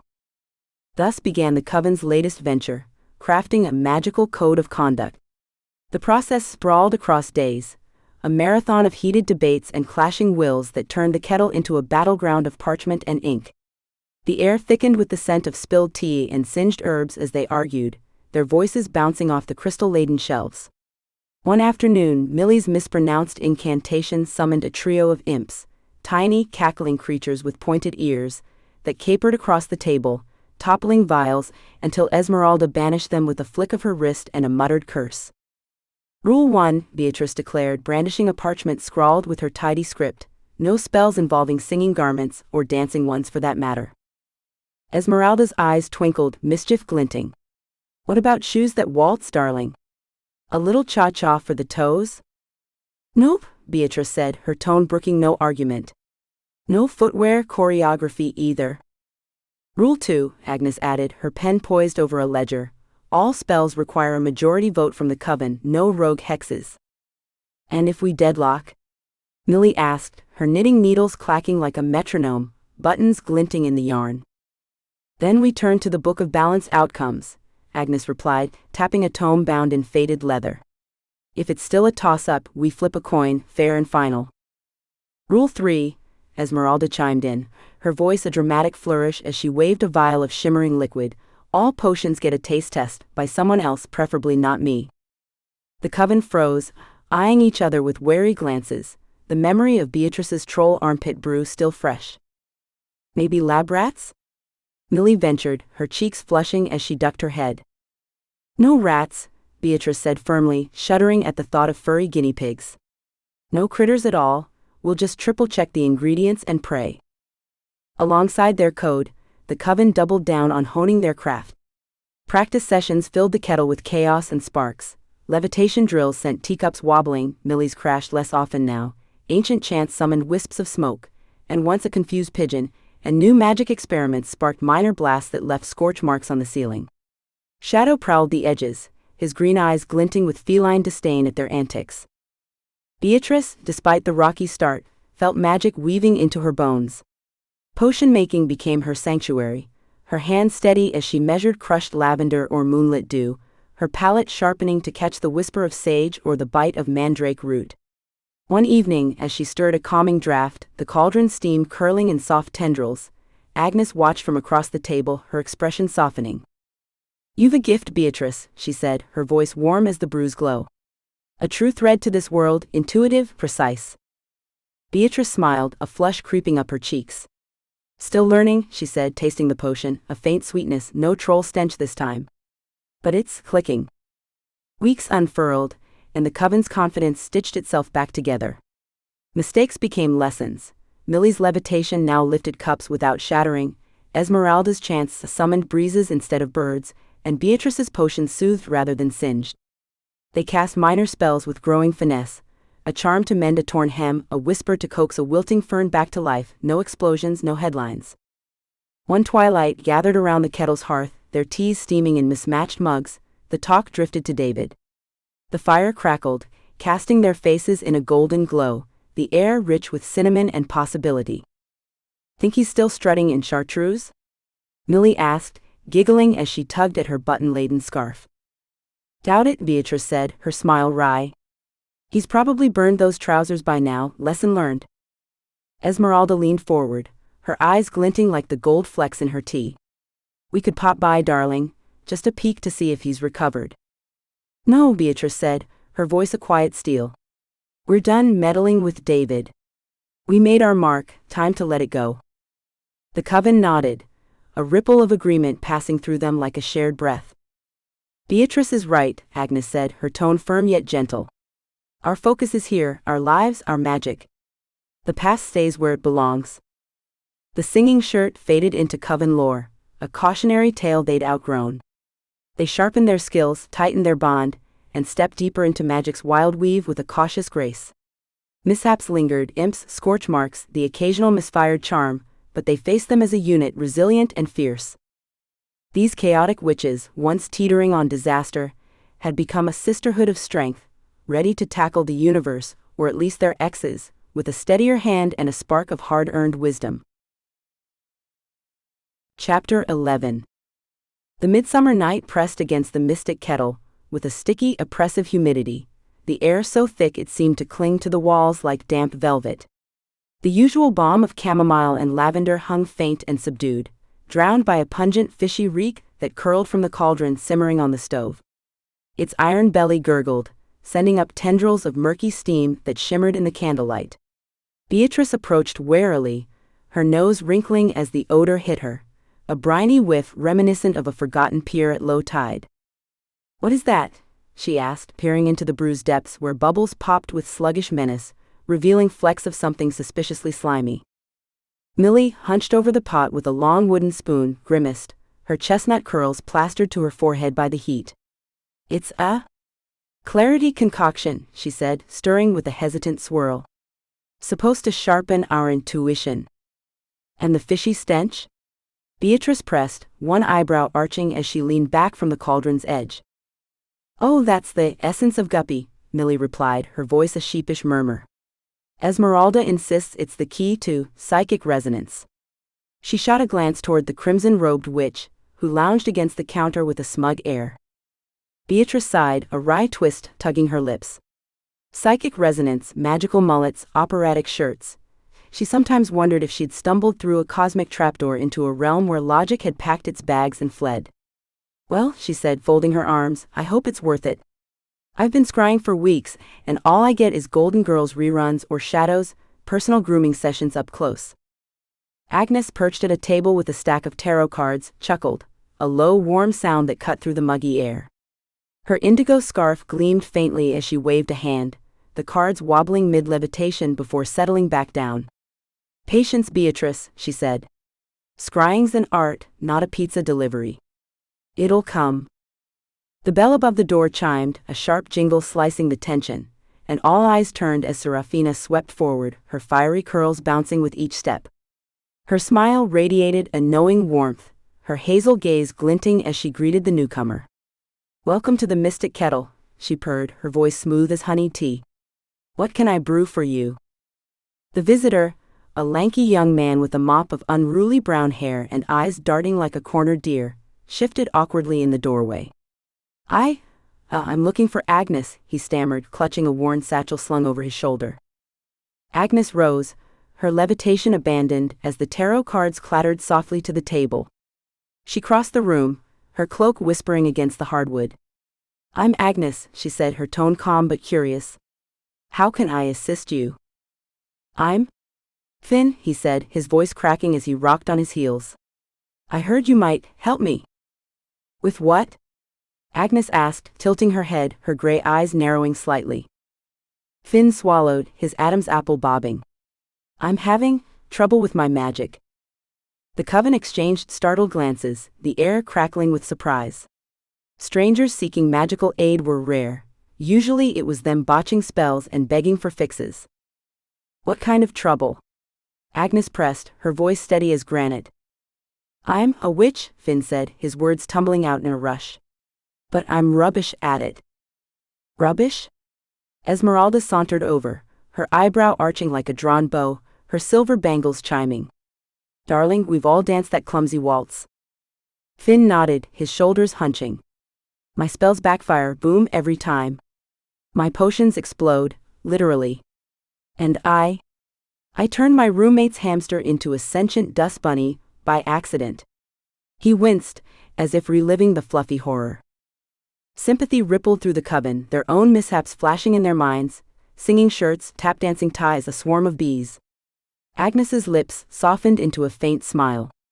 "We might help," she offered. "We've weathered our share of magical hiccups." Finn's face lit up, his nervous eyes widening with hope. "Really? You'd take me in?" "Of course," Agnes said, her voice a warm hearth. "We're a coven, supports what we do." Thus Finn stumbled into their fold, an awkward, earnest witch with a knack for chaos and a heart as open as a book. Shy and gangly, he tripped over his own feet and apologies, but his kindness shone through, paired with a sharp mind and a hunger to learn. Over tea one night, Millie leaned close to Beatrice, her button-strewn scarf dangling as she whispered, "He's like a magical puppy, all paws and enthusiasm." Beatrice grinned, watching Finn fumble a levitation spell, sending a teacup wobbling skyward before it crashed. "He's got zeal, I'll give him that." Weeks unfurled, and Finn became a fixture at the Mystic Kettle, his satchel spilling quills and crumpled notes. He joined their practice, levitating spoons with disastrous flair, brewing potions with Esmeralda, once mistaking toadstool for turmeric, sparking a plume of orange smoke, and scribbling additions to their magical code of conduct.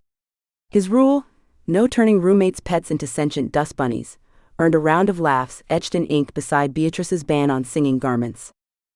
"He's a gem," Agnes said one evening, her voice soft as she watched Finn sketch a rune, his tongue poking out in focus. "Brings a fresh wind to our circle."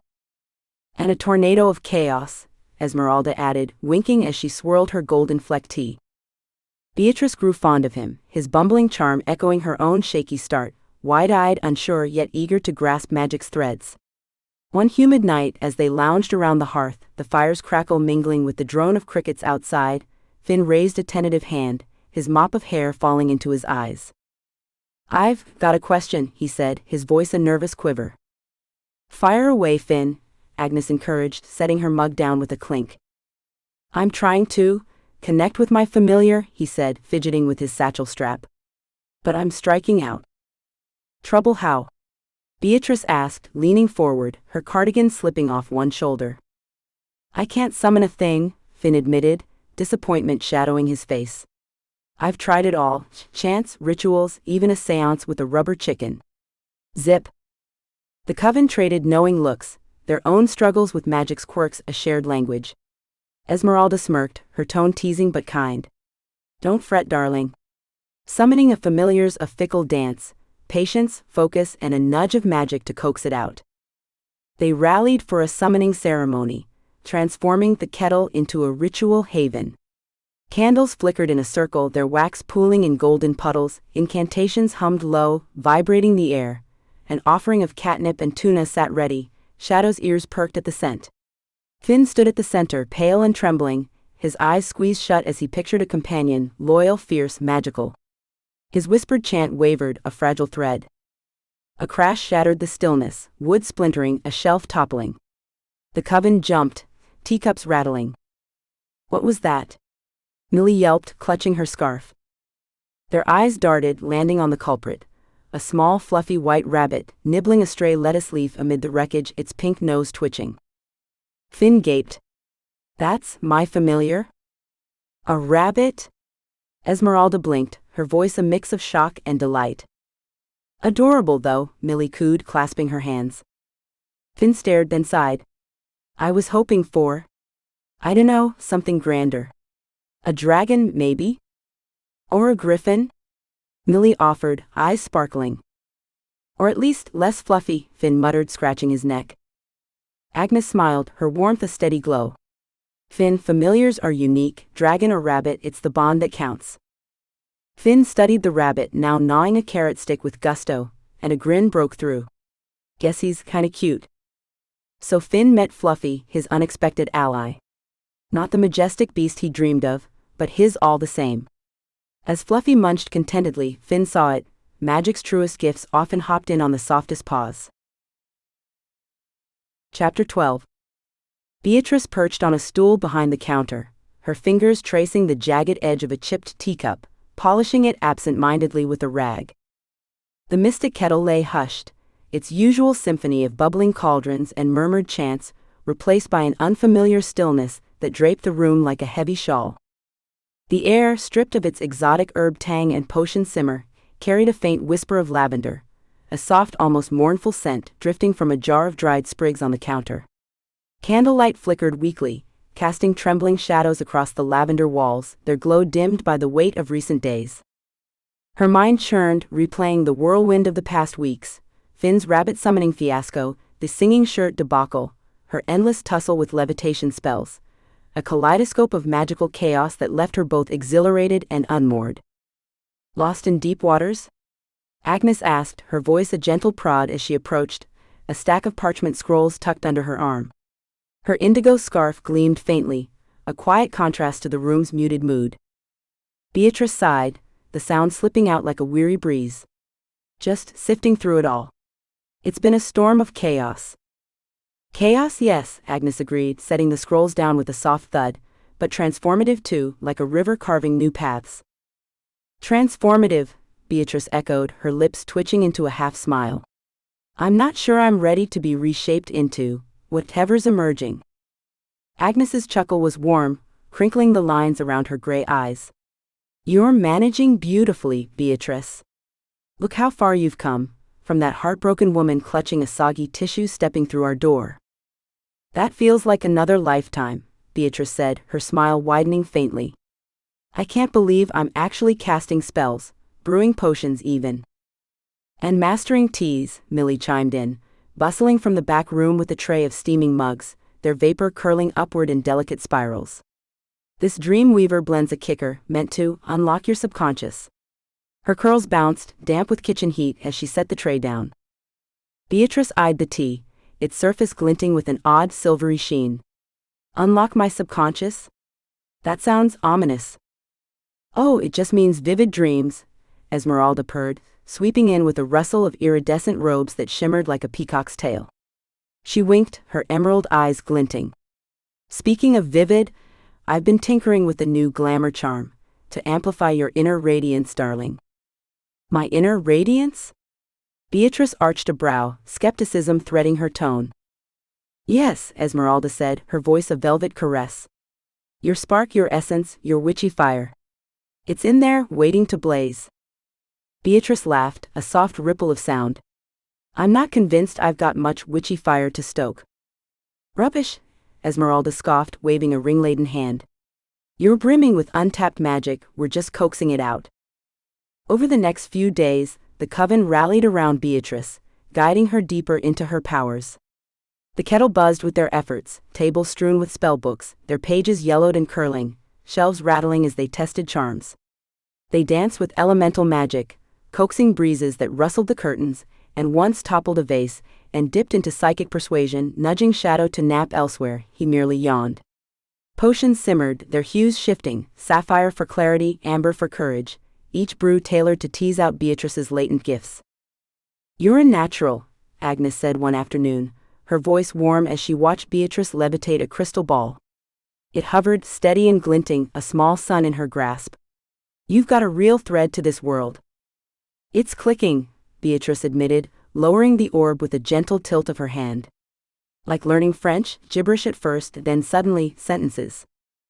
Her confidence swelled with each success, a quiet strength rooting in her chest.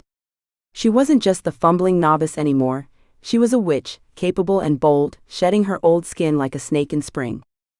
I feel different, she confided to Millie one evening, stirring a giggle potion over the stove, its bubbles popping with a faint fizzy laugh. Stronger somehow. Millie nodded, her glasses fogging as she grinned. You are stronger. You've unearthed a piece of yourself you didn't know was there. Then came the breakthrough. Late one night, alone with the scrying bowl, its water still as glass, she peered into its depths. No sitcom reruns or cat close-ups this time. Instead, David flickered into view, slumped in his apartment. Empty takeout boxes littered the table, soy sauce stains streaking their edges. His hair stuck up in greasy tufts, and those cursed chartreuse trousers clung to his legs, wrinkled and sad. He looked hollow, a shadow of the man who'd once dazzled her. He's a wreck, Beatrice said, her voice threading with pity and a flicker of amusement as she recounted the vision to the coven. Maybe he's rethinking his choices, Esmeralda mused, twirling a lock of dark hair, her tone sly. Or he just needs a shower and a barber, Millie quipped, her button scarf dangling as she leaned over her tea. Beatrice paused, the image lingering. David had faded from her thoughts lately, eclipsed by her magical ascent. Yet now a tug pulled at her, a need to see him, not for revenge but something else. I think I should talk to him, she said, the words surprising her as they spilled out. Talk to him? Agnes's brow lifted, her gray eyes narrowing. About what? I don't know, Beatrice admitted, her fingers tightening around her mug. Just check in. See if he's okay. The coven swapped wary looks, the air prickling with doubt. Beatrice, Esmeralda said, her voice softening, are you sure that's wise? No, she confessed, meeting their gazes. But it feels right. I need to know if I can help, or at least close that door. Armed with her newfound poise and a vial of emotional ease potion, its lavender hue a quiet promise, she ventured to David's apartment. The hallway smelled of stale pizza and regret, the fluorescent lights buzzing overhead. She found him as she'd seen, a tableau of despair amid crumpled cartons, his chartreuse trousers a garish relic of their spell. David, she called, her voice a soft thread in the dimness. He jolted, his head snapping up, eyes widening in shock. Beatrice? What are you doing here? I wanted to see how you're holding up, she said, stepping closer, her boots scuffing the worn carpet. He shrugged, a limp gesture. I'm fine. You don't look it, she said, her tone gentle but firm, taking in his unshaven jaw and hollow cheeks. He sighed, a gust that stirred the clutter. I've been thinking. A lot? About, she prompted, folding her arms. Everything, he said, his voice dropping to a rasp. Us. Brenda. The mess I made. Beatrice nodded, her pulse quickening. And? I think I screwed up, he whispered, his eyes locking on hers, raw and pleading. Leaving you, it's the biggest mistake I've ever made. Her heart stuttered, a jolt of old pain flaring then fading. She'd never dreamed he'd say those words, not after the email, the yoga instructor, the silence. I don't know what to say, she stammered, her mind spinning. Say you'll give me another shot, he urged, leaning forward, desperation etching his face. She froze, staring at the man she'd loved, the man who'd shattered her. But the ache was gone, replaced by a steady clarity. I can't, she said, her voice soft but unyielding. Why not, he asked, hurt cracking his words. Because I've changed, she said, stepping back. I'm not that woman anymore, clinging to you, waiting. I'm stronger now. Happier. He blinked, confusion clouding his gaze. What are you on about? She smiled, a quiet, radiant thing. Magic, David. Me, I've found myself. Turning, she walked away, leaving him amid his takeout graveyard and neon trousers. The night air kissed her cheeks as she stepped outside, crisp and alive with possibility. She didn't know what lay ahead, but she knew her power, her witch's heart beating fierce and free. Destiny was hers to shape now, and she'd wield it with every spell she cast. Chapter 13. The mystic kettle thrummed with a buoyant energy, a celebratory crackle that danced through the air, replacing the usual hum of simmering potions and hushed chants. The lavender walls glowed warmly under the flicker of beeswax candles, their flames swaying like tiny revelers, casting golden pools across the hardwood floor. The scent of exotic herbs had given way to a medley of sweetness, cinnamon from Millie's scones, a hint of honey tea, and the faint tang of something jubilant like the promise of spring. Beatrice stood at the heart of it, surrounded by her coven, a warmth blooming in her chest, a rooted sense of belonging she hadn't felt since before David's email had sliced her life in two. The singing shirt chaos, the fumbling spell sessions, even David's raw plea for a second chance, all blurred into a distant dreamlike haze, softened by the joy of this moment. To Beatrice, Agnes proclaimed, her voice ringing clear as she raised her teacup, its contents shimmering with a faint golden light that pulsed like a captured star. Her silver bob caught the glow, her indigo scarf a vibrant slash against her dark sweater. For seizing her magic, forging her strength, and proving chartreuse trousers are a fashion felony. Laughter rippled through the coven as they echoed the toast, teacups clinking in a merry cacophony, porcelain kissing porcelain, a chorus of cheer. Beatrice's smile broke wide, radiant and unguarded, mirroring the elation bubbling within. She trekked a long road from that shattered woman, damp tissue crumbling in her fist, to this, a witch, bold and sure, cradled by a sisterhood of extraordinary souls. I still can't believe I pulled it off, she said, shaking her head, her hazel eyes glinting with wonder. Spells? Potions. I nearly turned David into a one-man cabaret. Nearly, Esmeralda corrected, her wink a flash of mischief as her iridescent robes shimmered like liquid moonlight. Close enough to count, darling. And you've got your familiar, Millie added, her voice soft as she stroked Fluffy, the white rabbit nestled in her lap, his nose twitching in a carrot-fueled dream. Fluffy's one of a kind, Beatrice said, her chuckle warm. But he's mine. And your magic's under control, Agnes said, her tone steady with pride. Mostly. Mostly, Beatrice conceded, grinning wryly. I still spark the odd flame when I'm not looking. Peeved trifles, Esmeralda dismissed, flicking a ring-laden hand, her bangles chiming like distant bells. Every witch has her quirks, it's what keeps us interesting. The festivities unfurled, a tapestry of shared tales and laughter weaving through the night. Millie recounted her levitation mishaps. Esmeralda spun a yarn about a charm gone awry that dyed her hair purple for a week, and Agnes toasted their future with a quiet gravitas. Beatrice sank into the plush armchair, the cushions cradling her like an old friend, a peace settling over her deep and unshakable. The divorce's sting, the insecurity that had once gnawed at her, they'd faded, replaced by purpose, power, a place carved just for her. As the evening waned, candle stubs guttering low, she gazed at her coven, these women who'd become her anchors, her kin, her magical lifeline. Gratitude swelled thick in her throat. Thank you, she said, her voice trembling with feeling. For everything, for believing in me, guiding me, enduring my impromptu fire shows. Their smiles met hers, eyes alight with affection, a silent promise shimmering between them. We're a coven, Beatrice, Agnes said, her voice a hearth's glow. We lift each other up. Always, Millie murmured, her fingers pausing on Fluffy's fur. And we're just warming up, Esmeralda added, her emerald gaze glinting with wicked delight. Beatrice nodded, her heart thrumming. I know. I can't wait to see what's next. Morning broke crisp and bright, the sun spilling through the kettle's windows in golden ribbons. Beatrice woke refreshed, a quiet energy pulsing through her veins. She brewed a cup of Millie's Dream Weaver tea, measuring the guppy essence with a precision born of practice, its fishy whiff now a quirky comfort, and settled at the counter with her potion notes. The parchment sprawled before her, scribbled with ambitions. A love potion, strictly academic, she swore, a teleportation tonic to dodge rush hour, a whispering wind brew to summon gentle breezes. Her pen danced, ideas sparking like flint on steel. The bell jangled, a bright chime slicing the stillness, and Beatrice glanced up. Serafina stood in the doorway, not behind her usual counterperch, dispensing cryptic quips with tea, but poised and purposeful, her fiery curls cascading like a molten waterfall.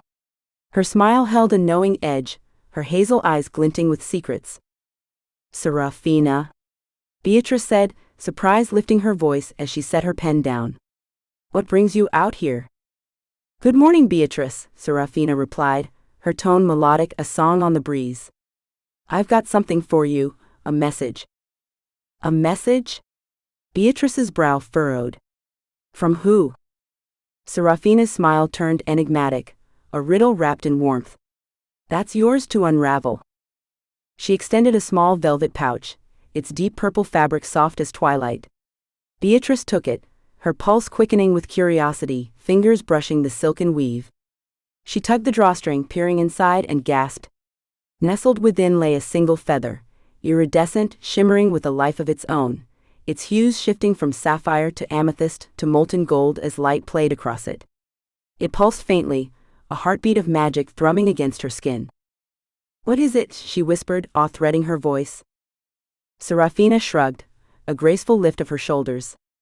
No clue, darling. But I'd wager it's significant. Beatrice lifted the feather, its weight negligible, like holding a breath. It danced in her grasp, colors rippling with each tilt, and a pull tugged at her, a primal recognition, a whisper in her bones. I think I know, she said, her words slow, deliberate. Know what? Serafina asked, leaning closer, her curls catching the sun. It's a clue, Beatrice said, her gaze locking on the feather. To something bigger than us. She met Serafina's eyes, excitement and trepidation swirling in her chest. It's calling me, I can feel it. Calling you where?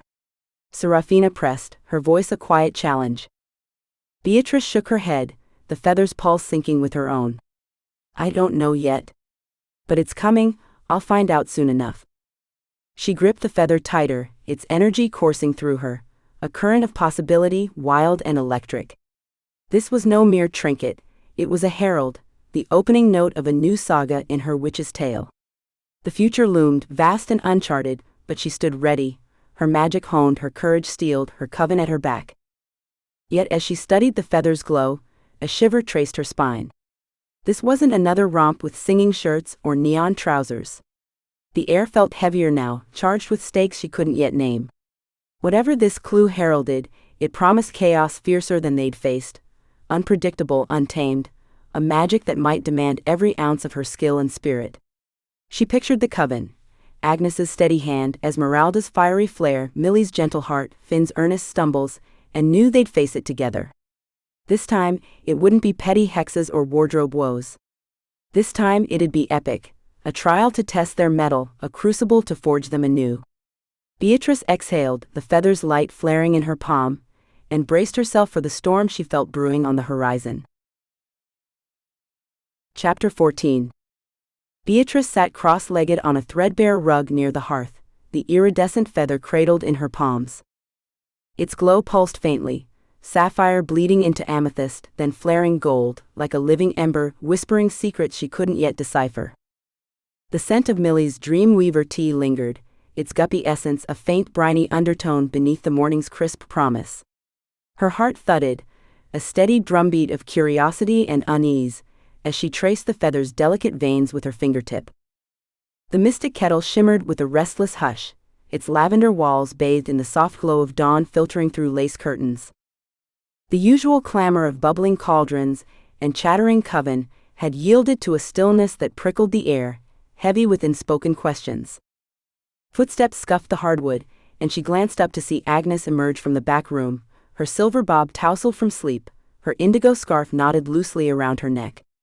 "You're up early," Agnes said, her voice a gravelly murmur as she adjusted her glasses, peering at Beatrice with a mix of concern and intrigue.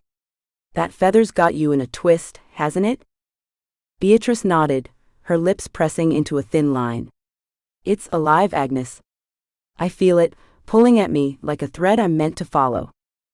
Agnes sank into an armchair, its cushions sighing under her weight, and leaned forward, elbows on her knees. "A call like that's no small thing.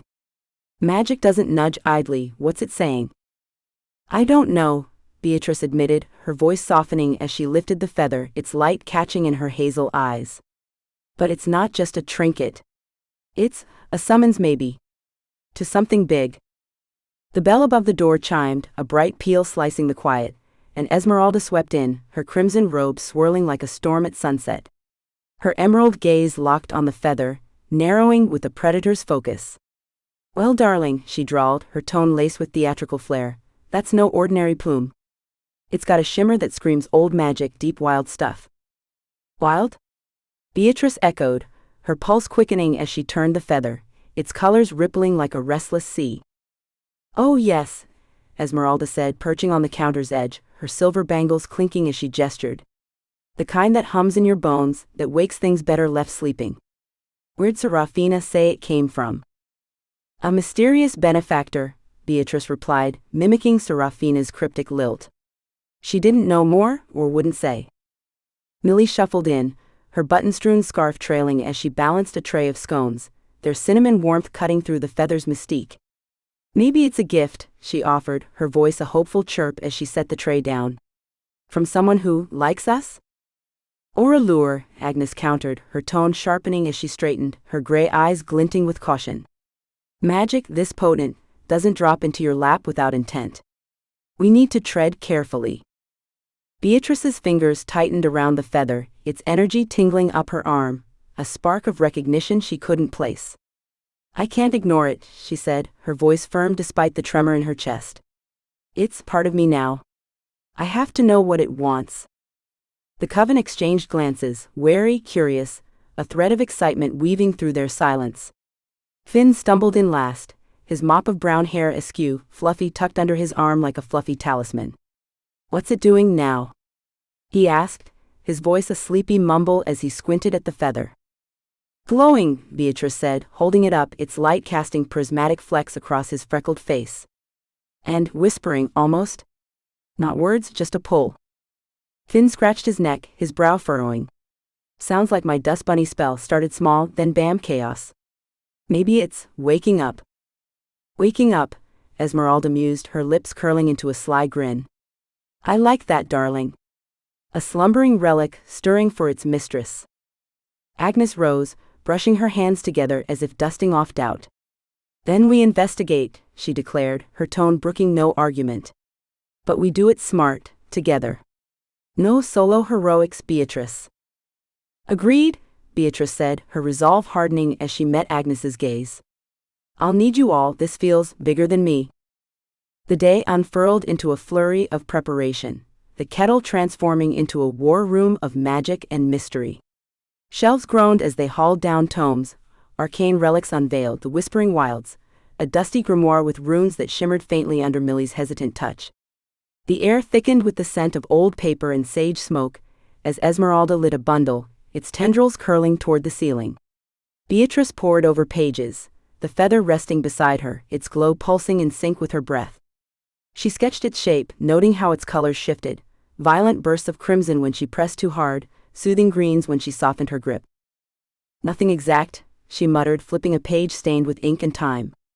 Just hints, feathers tied to ancient covens, lost relics, something about a veil. The veil? Millie piped up, her knitting needles pausing mid-stitch. Like a curtain? More like a boundary, Agnes said, her voice low as she traced a rune on another book's spine. Between worlds maybe, or powers. Old lore's vague, but it's always trouble. Esmeralda leaned over Beatrice's shoulder, her perfume, a sharp bite of clove, mingling with the sage. Trouble's our specialty, darling, she purred. If it's a veil, it's got secrets and power. Maybe it's why you're humming with it. Beatrice frowned, her hand hovering over the feather. Humming? Feel it, Esmeralda urged, her voice dropping to a conspiratorial whisper. You're tethered, witch to relic. It chose you. A shiver raced down Beatrice's spine, the feather's pulse quickening as if answering. She closed her eyes, letting its energy wash over her, a tide of whispers, images flickering too fast to grasp. A shadowed grove, a circle of stones, a figure cloaked in mist. Her breath hitched and she snapped her eyes open, the room spinning faintly. I saw something, she said, her voice trembling with awe. A place old, hidden. It's calling me there. Where? Finn asked, Fluffy's ears twitching as he leaned closer. I don't know, Beatrice admitted, her fingers brushing the feather's edge. But it's real, and it's waiting. Agnes's jaw tightened, her pragmatism warring with the spark in her eyes.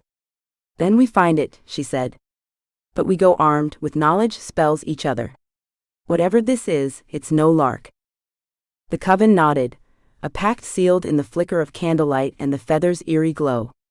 Beatrice clutched it tighter, its warmth seeping into her skin, a beacon, a burden, a promise of chaos yet to unfold.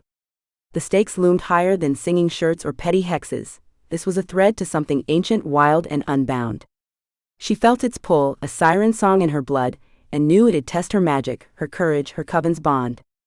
The path ahead was murky, its end unwritten, but she'd walk it, feather in hand, with her sisters at her side, ready for the epic unknown and whatever lay beyond.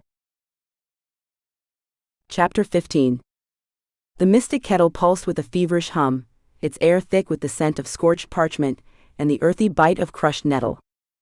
Beatrice hunched over a sprawling map, its edges curling like autumn leaves, her fingers tracing faded ink that marked forests and rivers long forgotten. The iridescent feather lay beside her, its glow a restless flicker, crimson one moment, indigo the next, casting eerie shadows across the yellowed paper. Her pulse thrummed in her ears, a rhythm synced to the feather's silent song, urging her toward answers. Sunlight streamed through the windows, igniting motes of dust into a shimmering haze, as the coven huddled around a cluttered table. Agnes stood at her shoulder, a battered tome cradled in her arms, its leather cover etched with spiraling runes that glinted faintly. Here, she said, her voice a low anchor as she tapped a passage, her indigo scarf slipping slightly. The Chronicles of the Shrouded Kin. It mentions a feather like yours, tied to the veil. The veil again, Beatrice murmured, her hazel eyes narrowing as she leaned closer, the map's ink blurring under her scrutiny. What's it say? Agnes adjusted her glasses, her finger tracing the text. It's cryptic. A plume of the threshold borne by the chosen unlocks the seam between realms. The veil's a barrier, thin in places, guarding something. Power, maybe. Or peril.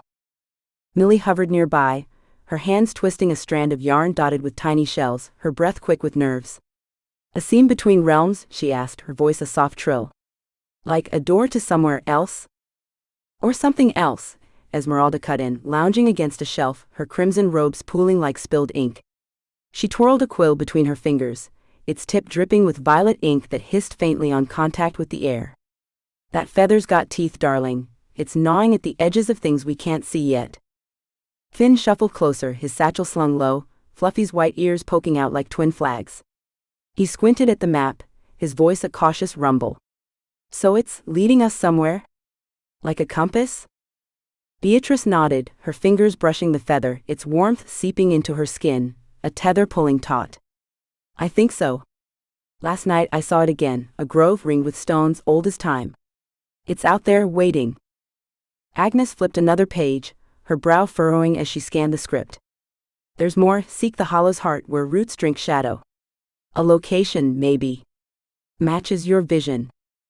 The hollow's heart, Beatrice repeated, her voice tasting the words, her gaze snapping to the map. She traced a winding river to a smudge of forest, its name scratched in spidery script, Corvid Hollow. Here, 50 miles north. Could be it. Esmeralda straightened, her quill stilling as her emerald eyes gleamed. A jaunt into the wilds, then? Oh, I do love a quest, brambles, mystery, the lot. Millie's hand stilled, her yarn drooping. But what if it's dangerous? The veil sounds spooky. Spooky's half the fun, Esmeralda teased, her grin sharp as a blade. Besides, we've got Beatrice's fire-starting flair to scare off the bogies. Agnes shot Esmeralda a look, her tone dry as bone. We'll need more than sparks. If this hollow's tied to the veil, we're not strolling into a picnic. We pack spells, wards, everything we've got. Beatrice's chest tightened, a cocktail of thrill and dread swirling within. Then we go, she said, her voice steady despite the flutter in her gut. I can't shake this, it's mine to chase. The coven sprang into motion, the kettle a whirlwind of purpose. Finn rummaged through a trunk, pulling out vials of shimmering dust. Protection charms, he muttered, while Millie stitched tiny runes into a satchel, her needle flashing like a minnow in a stream. Esmeralda chanted over a bowl of water, her words weaving a scrying spell that rippled the surface with silver threads, seeking threats. Agnes pored over a ledger, scribbling a list, salt, vervain, a dagger etched with moon signs, her pen scratching like a determined claw. Beatrice packed her own kit, the feather, her potion notes, a flint for emergencies and accidental fires. She paused, glancing at the map, its inked forest sprawling like a dark promise. Corvid Hollow, she whispered, the name a shiver on her tongue. What's waiting there? Agnes looked up, her gray eyes piercing. Answers, I hope? Or questions we'll wish we hadn't asked? By noon they were ready, satchels slung, cloaks fastened, the feather tucked into Beatrice's pocket, its pulse a quiet drum against her hip. The Volvo grumbled to life outside, its engine a reluctant growl as they piled in. Finn clutching Fluffy, Millie clutching her yarn, Esmeralda humming a tune that sounded like a dirge. Agnes took the wheel, her hands steady, while Beatrice rode shotgun, the map spread across her lap, her finger tracing their path north. The city faded behind them, concrete giving way to rolling hills cloaked in emerald and gold, the sky a vast blue streaked with wisps of cloud. Beatrice stared out the window, the feather's energy buzzing through her, a beacon, a dare. Corvid Hollow loomed closer with each mile, its secrets coiled tight, ready to unravel.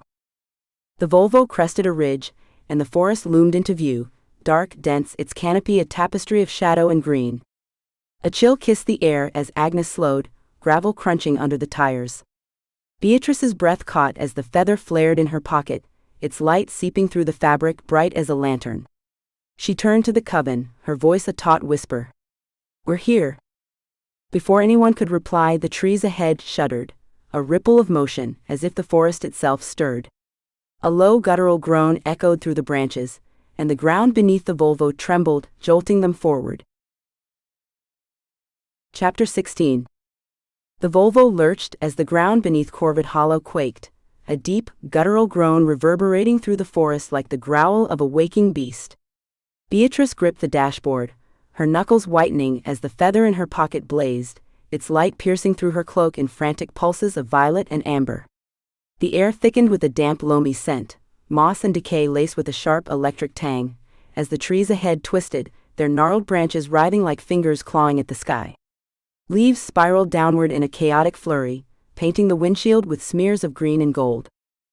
"What's happening?" Millie squeaked, her voice a high thread of panic as she clutched Fluffy tighter, the rabbit's ears flattening against his head. Her shell-strewn yarn slipped to the floor, tangling around her boots. Agnes wrestled the steering wheel, her jaw clenched as the Volvo shuddered to a stop, gravel spitting beneath the tires. "Something's alive in there," she said, her tone clipped, her gray eyes scanning the forest through the glass. "And it knows we're here." Esmeralda leaned forward from the back seat, her crimson robes rustling as she pressed her palms against the window, her breath fogging the pain. "Alive?" she purred, her voice a velvet dare, her emerald gaze glinting with thrill. "Darling, that's no mere tremor, it's a welcome mat rolled out with teeth." Finn fumbled with his satchel, vials clinking as he dug through them, his voice a shaky rumble. "Is it mad at us? Or just stretching?" Fluffy squirmed, his nose twitching furiously. Beatrice unbuckled her seatbelt, the feathers' heat searing against her thigh. "Only one way to find out," she said, her voice steady despite the jolt in her chest. She pushed the door open, the hinges creaking as a gust of cold air rushed in, carrying whispers of rustling leaves and something deeper, a low, resonant hum that vibrated in her bones. The coven spilled out after her, boots crunching on the forest's edge, the Volvo's headlights carving twin beams into the gloom. Corvid Hollow loomed before them, its canopy a dense shroud of shadow pierced by slivers of fading daylight. The trees, oaks and yews twisted by time, stood like sentinels, their bark etched with fissures that pulsed faintly as if veins of sap glowed beneath. The ground rippled again, a subtle wave that sent pebbles skittering, and Beatrice's breath hitched as the feather flared brighter, its light painting her hands in shifting hues. "Stay close," Agnes ordered, pulling a dagger from her cloak, its blade etched with crescent moons glinting silver in the dusk. She stepped forward, her indigo scarf fluttering as she scanned the undergrowth where ferns unfurled in unnatural haste, their fronds curling toward the coven like beckoning hands. Beatrice took the lead, the feather guiding her like a lodestone, its pull tugging her deeper into the grove. The air grew heavy, laden with the musk of wet earth and a strange metallic bite, like ozone after a storm. Twigs snapped underfoot, each crack echoing in the stillness, and the forest seemed to lean in, its branches creaking as if whispering secrets in a tongue she couldn't grasp. "Look!" Millie gasped, pointing ahead, her voice trembling with awe. A tangle of vines erupted from the soil, thick and sinewy, their surfaces slick with a sheen that gleamed like oil.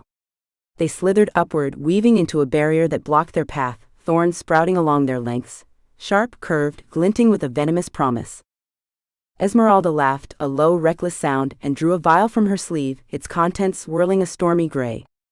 "A little greenery won't stop us," she said, her tone dripping with defiance. She uncorked it, flinging the liquid at the vines.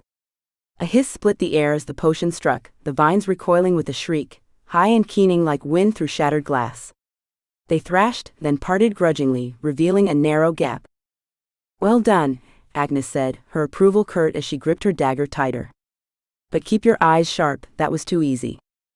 Beatrice slipped through the opening, the feathers' glow illuminating a trail of moss that pulsed faintly, as if breathing.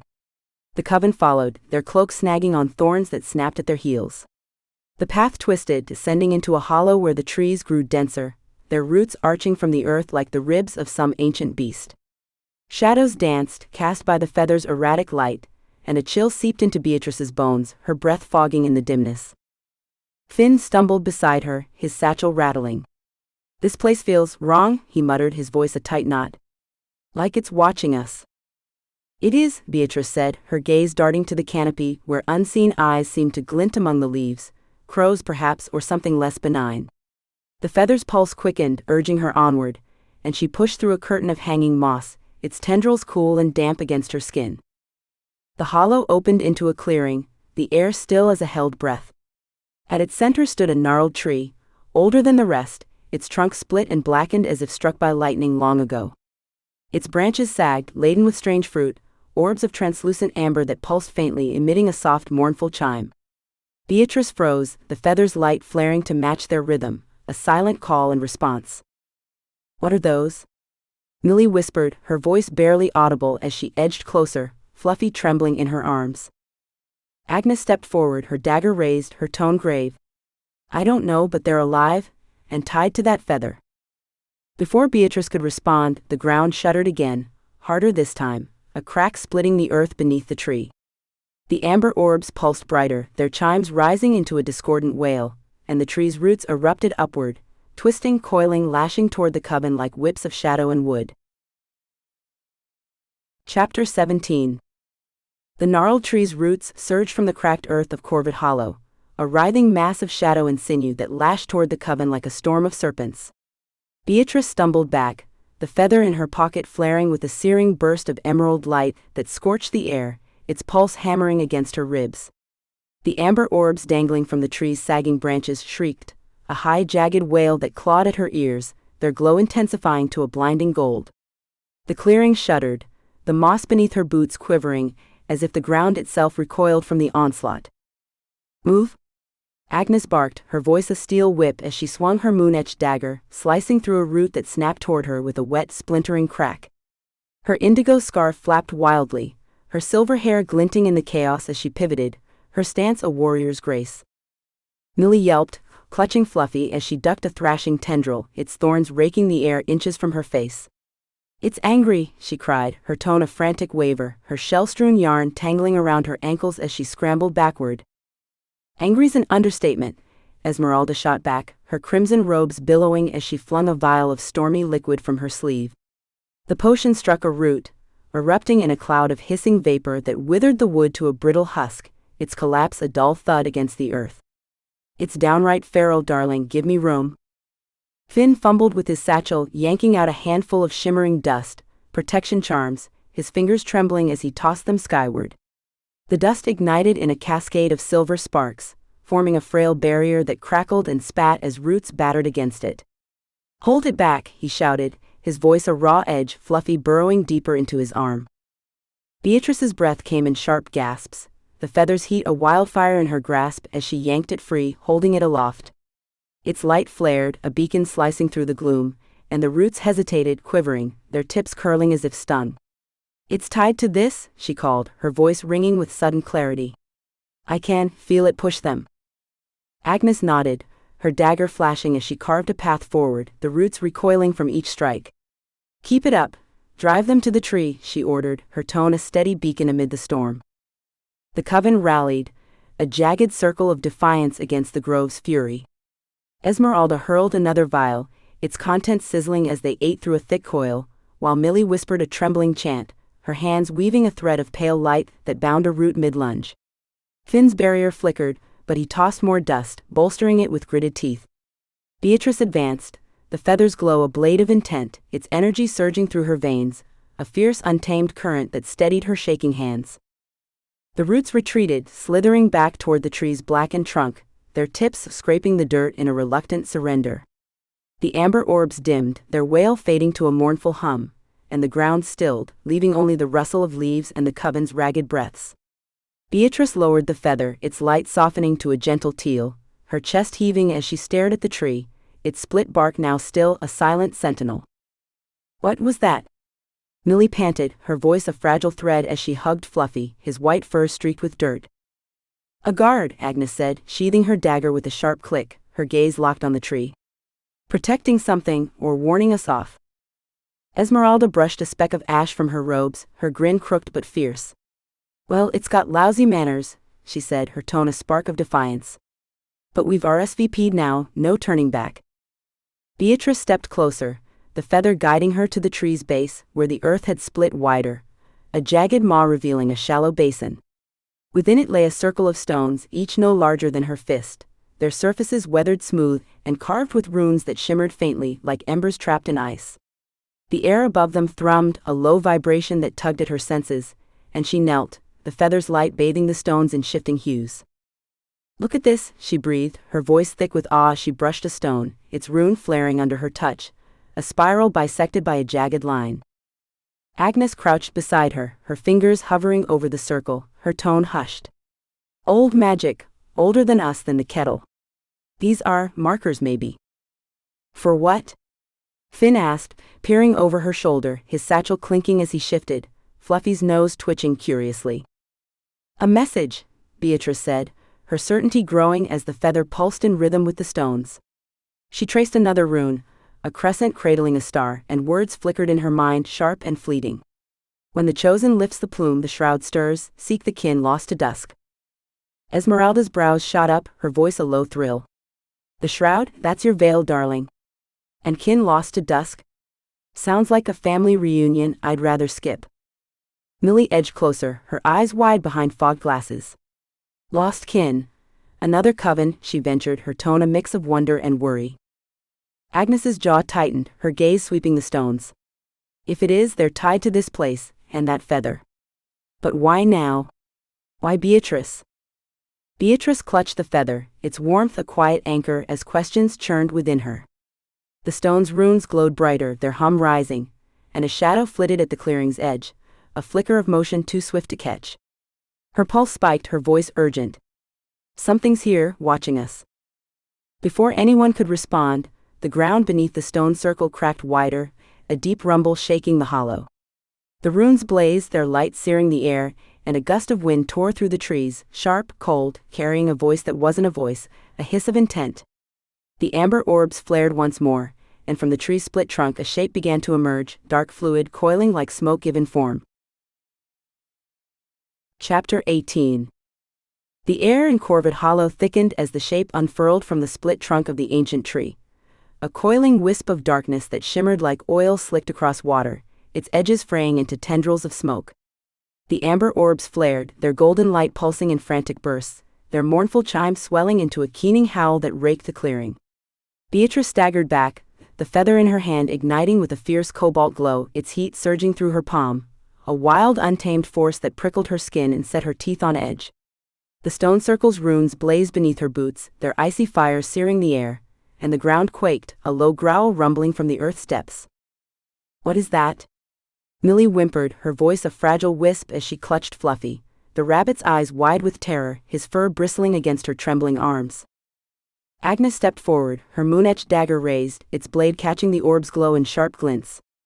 "A guardian," she said, her tone a taut wire, her indigo scarf fluttering as she braced herself. "Bound to this place, likely the veil itself." The entity solidified, its form stretching into a towering silhouette, vaguely humanoid, its limbs long and sinewy, its head crowned with jagged antlers of shadow. Eyes like twin embers flared within its faceless void, locking onto Beatrice with a weight that pressed against her chest. A voice, not sound but a shiver in her mind, slithered through her thoughts. "Bearer of the plume, why do you trespass?" Beatrice's breath hitched, the feather's light flaring brighter as she met its gaze. "We're here for answers," she said, her voice steady despite the tremor in her knees. "The feather led us, tell us what it means." Esmeralda slid beside her, a vial of swirling crimson clutched in her fist, her crimson robe snapping in the sudden wind. "And make it quick," she snapped, her tone a daring lilt, her emerald eyes glinting with defiance. "We're not here for a staring contest, shadow beast." The entity's antlers twitched, its smoky form rippling as its voice pressed harder, a cold blade against Beatrice's skull. "The veil stirs, your touch rouses it. Prove your worth or be unmade." It surged forward, a wave of shadow that swallowed the clearing's light, its tendrils lashing like whips of night. Finn yelped, hurling a fistful of silver dust from his satchel, the sparks igniting into a frail net that sizzled as the entity's tendrils tore through it. "It's fast," he shouted, his voice cracking as he stumbled back, Fluffy squirming free and darting behind a stone. Agnes swung her dagger, carving a crescent arc that sliced a tendril, its severed end dissolving into ash with a hiss. "Form a circle," she commanded, her silver hair wild as she pivoted, her boots grinding into the moss. "We hold it, together." The coven scrambled, their cloaks flaring as they linked hands around the stone circle, Millie's grip clammy, Esmeralda's firm, Finn's shaky but resolute. Beatrice stood at the center, the feather aloft, its cobalt light a defiant torch against the entity's tide. Her pulse roared a storm in her veins, and she reached for the magic she'd honed, the fire that sparked unbidden, the focus that steadied her potions. "Back off," she yelled, thrusting the feather forward, willing its power to flare. A blast of energy erupted, raw, jagged, a torrent of blue flame that roared from the feather's tip, slamming into the entity with a thunderous crack. The shadow recoiled, its form fracturing into wisps, its ember eyes dimming as it shrieked, a sound like glass shattering on stone. The amber orbs pulsed erratically, their chime faltering, and the roots beneath the tree stilled, their thrashing silence. "Yes?" Esmeralda cheered, her voice a victorious trill as she squeezed Beatrice's shoulder. "That's the spirit, darling, give it a proper roasting." But Beatrice's triumph faltered, her arm trembled, the feather's heat spiking, a scalding surge that burned up her wrist. The flame flickered, then surged again, uncontrolled, a wild lash of fire that veered sideways, scorching a swath of moss and singeing the hem of Millie's cloak. "No, stop," she gasped, yanking the feather back, its light stuttering as her focus frayed. Millie shrieked, stomping out the embers, her tone a frantic wail. "It's too much, it's loose." Agnes lunged forward, her dagger slashing another tendril as the entity regrouped, its form knitting back together, darker, denser. "Rein it in, Beatrice," she snapped, her voice a lifeline through the chaos. "You've got the reins, pull."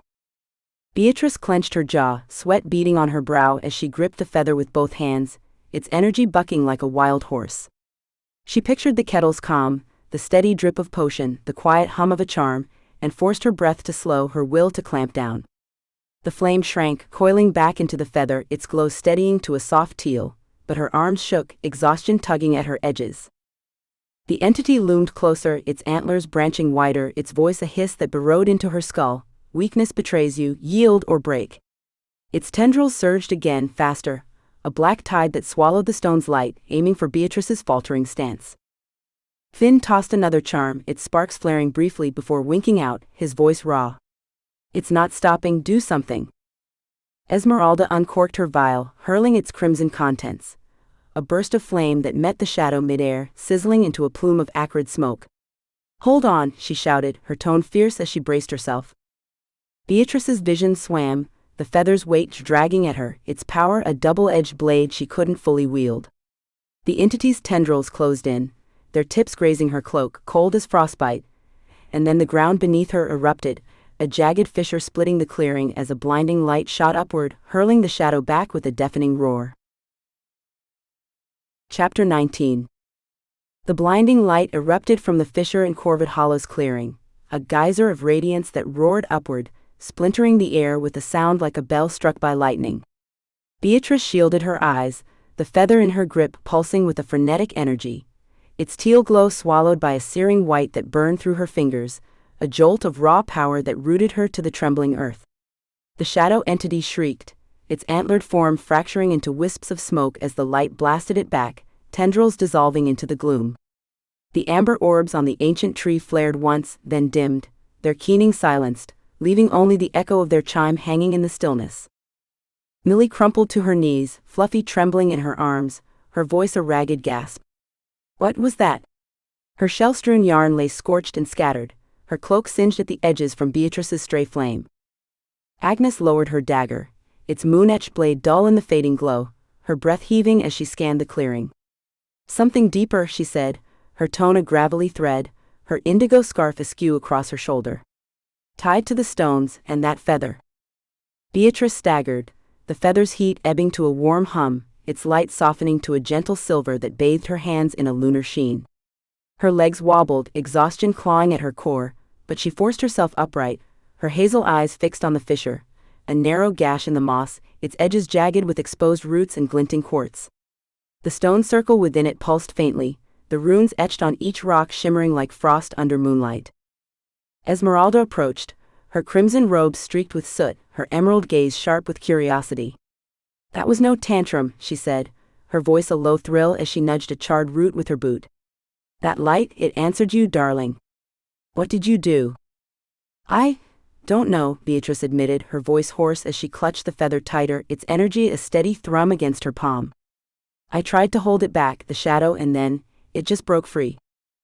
Finn crept closer, his satchel dangling loose, Fluffy now perched on his shoulder, nose twitching at the air.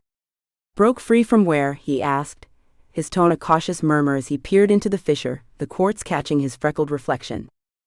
Beatrice knelt beside the stones, the feather guiding her hand as she brushed a rune, a spiral cradling a flame. A jolt sparked through her, sharp and electric, and images flooded her mind. A vast shimmering curtain of mist, the veil stretching across a twilight sky, hands wielding plumes like hers, their tips aglow, a chant rising fierce and unbroken. She gasped, pulling back, the visions fading as her breath steadied. "It's power," she said, her voice trembling with revelation. "The feather, it's a key, amplifying us." "Amplifying?" Agnes echoed, crouching beside her, her gray eyes narrowing as she studied the stones. "To what end?" "To the veil," Beatrice said, certainty settling in her chest like a stone dropped into a still pond. "It's waking something, strengthening us maybe. Those kin lost to dusk, they used it too." Millie edged forward, her glasses fogged with exertion, her tone a fragile hope. "Strengthening us, for what? To fight that shadow thing? Or to face what's behind it?" Esmeralda mused, her fingers tracing the air above the fissure, where a faint shimmer lingered. That burst wasn't just a shove, it felt deliberate, like a lock clicking open. Agnes rose, her dagger sheathed with a soft scrape, her voice firm but laced with unease. "A lock to what, though? We've stirred the pot, whatever's simmering, it's not done with us." Beatrice stood, the feather's silver light casting long shadows across the clearing, its hum a quiet promise in her grasp. She felt it now, a thread of magic woven into her, sharper, clearer, as if the fissure's burst had tuned her senses. The air tasted different, crisp with a hint of frost, a whisper of something vast beyond the trees. "It's part of us now," she said, her voice steadying. "The feather, it's not just leading us. It's changing us." Finn scratched his head, his brow furrowing as Fluffy nibbled his ear. "Changing how?" he asked, his tone a mix of wonder and worry. "I didn't sign up for glowing hands or anything." Beatrice smiled faintly, flexing her fingers, the feather's warmth a comforting weight. "Not sure yet. But I feel stronger, more connected. Don't you?" Millie nodded, her hands glowing faintly as she brushed a stone, her voice a soft marvel. "It's like a hum inside me, quiet but there." Esmeralda smirked, twirling a lock of dark hair, her tone sly. "Well, I'll take a power boost over a burnt cloak any day. Let's hope it comes with better aim next time." Agnes's gaze lingered on the fissure, her pragmatism a steady anchor. "It's a start," she said, her voice low. "But if the veil's stirring, we've only scratched the surface. We need to understand this, before it understands us." The coven gathered their scattered gear, vials cracked, yarn singed, dust spent, exchanging weary glances that flickered with resolve. Beatrice tucked the feather into her cloak, its light dimming to a subtle gleam, her mind racing with the visions, the veil, the lost kin, a purpose half revealed. The tree loomed silent now, its amber orbs dull, but the air prickled, a tension coiled tight beneath the calm. As they turned to leave, a low rumble shook the hollow, not the ground this time but the sky. Clouds churned overhead, dark and swift, swallowing the twilight in a shroud of shadow. A crack split the silence, and a bolt of violet lightning arced down, striking the tree's trunk with a deafening boom. The amber orbs shattered, raining glass-like shards across the clearing, and from the smoldering split, a faint spectral hand reached outward, clawed translucent, grasping at the air. Chapter 20. The spectral hand clawed free from the smoldering trunk of Corvid Hollow's ancient tree, its translucent fingers shimmering with a sickly violet sheen, curling like frostbitten vines reaching for the night. The amber shards littered the clearing, glinting like fallen stars amidst the moss, their shattered hum replaced by a low guttural drone that pulsed through the earth. Beatrice froze, the feather in her cloak flaring with a silver light that cast jagged shadows, its warmth spiking against her chest, a warning, a shield. The sky churned overhead, clouds roiling in a tempest of ink and storm, the violet lightning's echo still ringing in her ears. Millie shrieked, stumbling back as Fluffy bolted from her arms, his white form a blur darting toward the trees. "It's alive," she stammered, her voice a frayed thread, her shell-strewn yarn snagging on a root as she flailed. Agnes raised her dagger, its moon-etched blade trembling slightly, her tone a steely growl. "Not just alive, awake. Whatever we stirred, it's breaking through." Her indigo scarf whipped in the rising wind, her silver hair wild against the storm's dark canvas.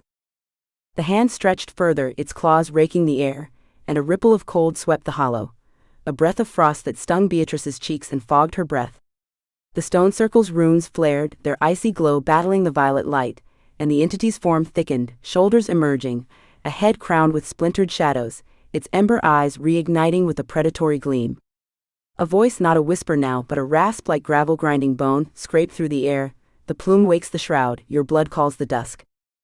Beatrice's pulse thundered, the feather's energy surging through her, a torrent of silver fire that steadied her shaking hands.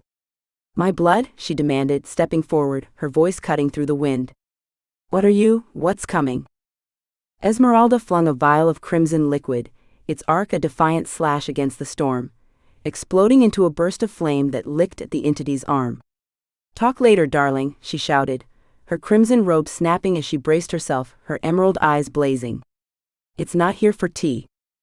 The entity recoiled, its arm sizzling where the fire struck, but it surged again, its form swelling, a towering mass of shadow and frost, its claws slashing toward Beatrice.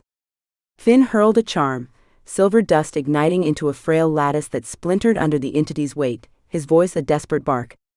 It's too strong, push it back. Agnes lunged, her dagger carving a crescent through a tendril, ash raining as she pivoted. Circle up, now, she roared, her tone a lifeline as the wind howled, tearing leaves from the canopy. The coven scrambled, hands linking in a ragged ring around the stones, Millie's grip slick with sweat, Esmeralda's fierce, Finn's unsteady but firm. Beatrice stood at the center, the feather aloft, its silver light a beacon against the entity's tide. Her mind raced, the visions of the veil, the lost kin, the power thrumming in her veins. She'd faced David's betrayal, summoned flames, held her own against shadows. This was her witchhood, forged in chaos, and she wouldn't yield. Together, she cried, thrusting the feather forward, channeling its fire, not wild now but honed, a blade of intent. The coven's voices rose, Millie's chant a trembling melody, Esmeralda's a fierce cadence, Finn's a low rumble, threading their magic into hers. A surge erupted, silver light spiraling from the feather, slamming into the entity with a force that shook the hollow, a clap of thunder splitting the air. The shadow screamed, a sound like ice cracking under flame, its form buckling, claws retracting as the light drove it back into the trunk. The tree shuddered, its split ceiling with a groan, the violet glow fading as the entity sank, its ember eyes winking out. The storm faltered, clouds parting to reveal a sliver of twilight, and the amber shards dulled, their power spent. Beatrice sank to her knees, the feather dimming to a faint gleam, her breath ragged as exhaustion crashed over her. We did it, she rasped, her voice a thread of triumph and disbelief. Millie collapsed beside her, Fluffy scampering back to nuzzle her hand, her tone a shaky laugh. Barely?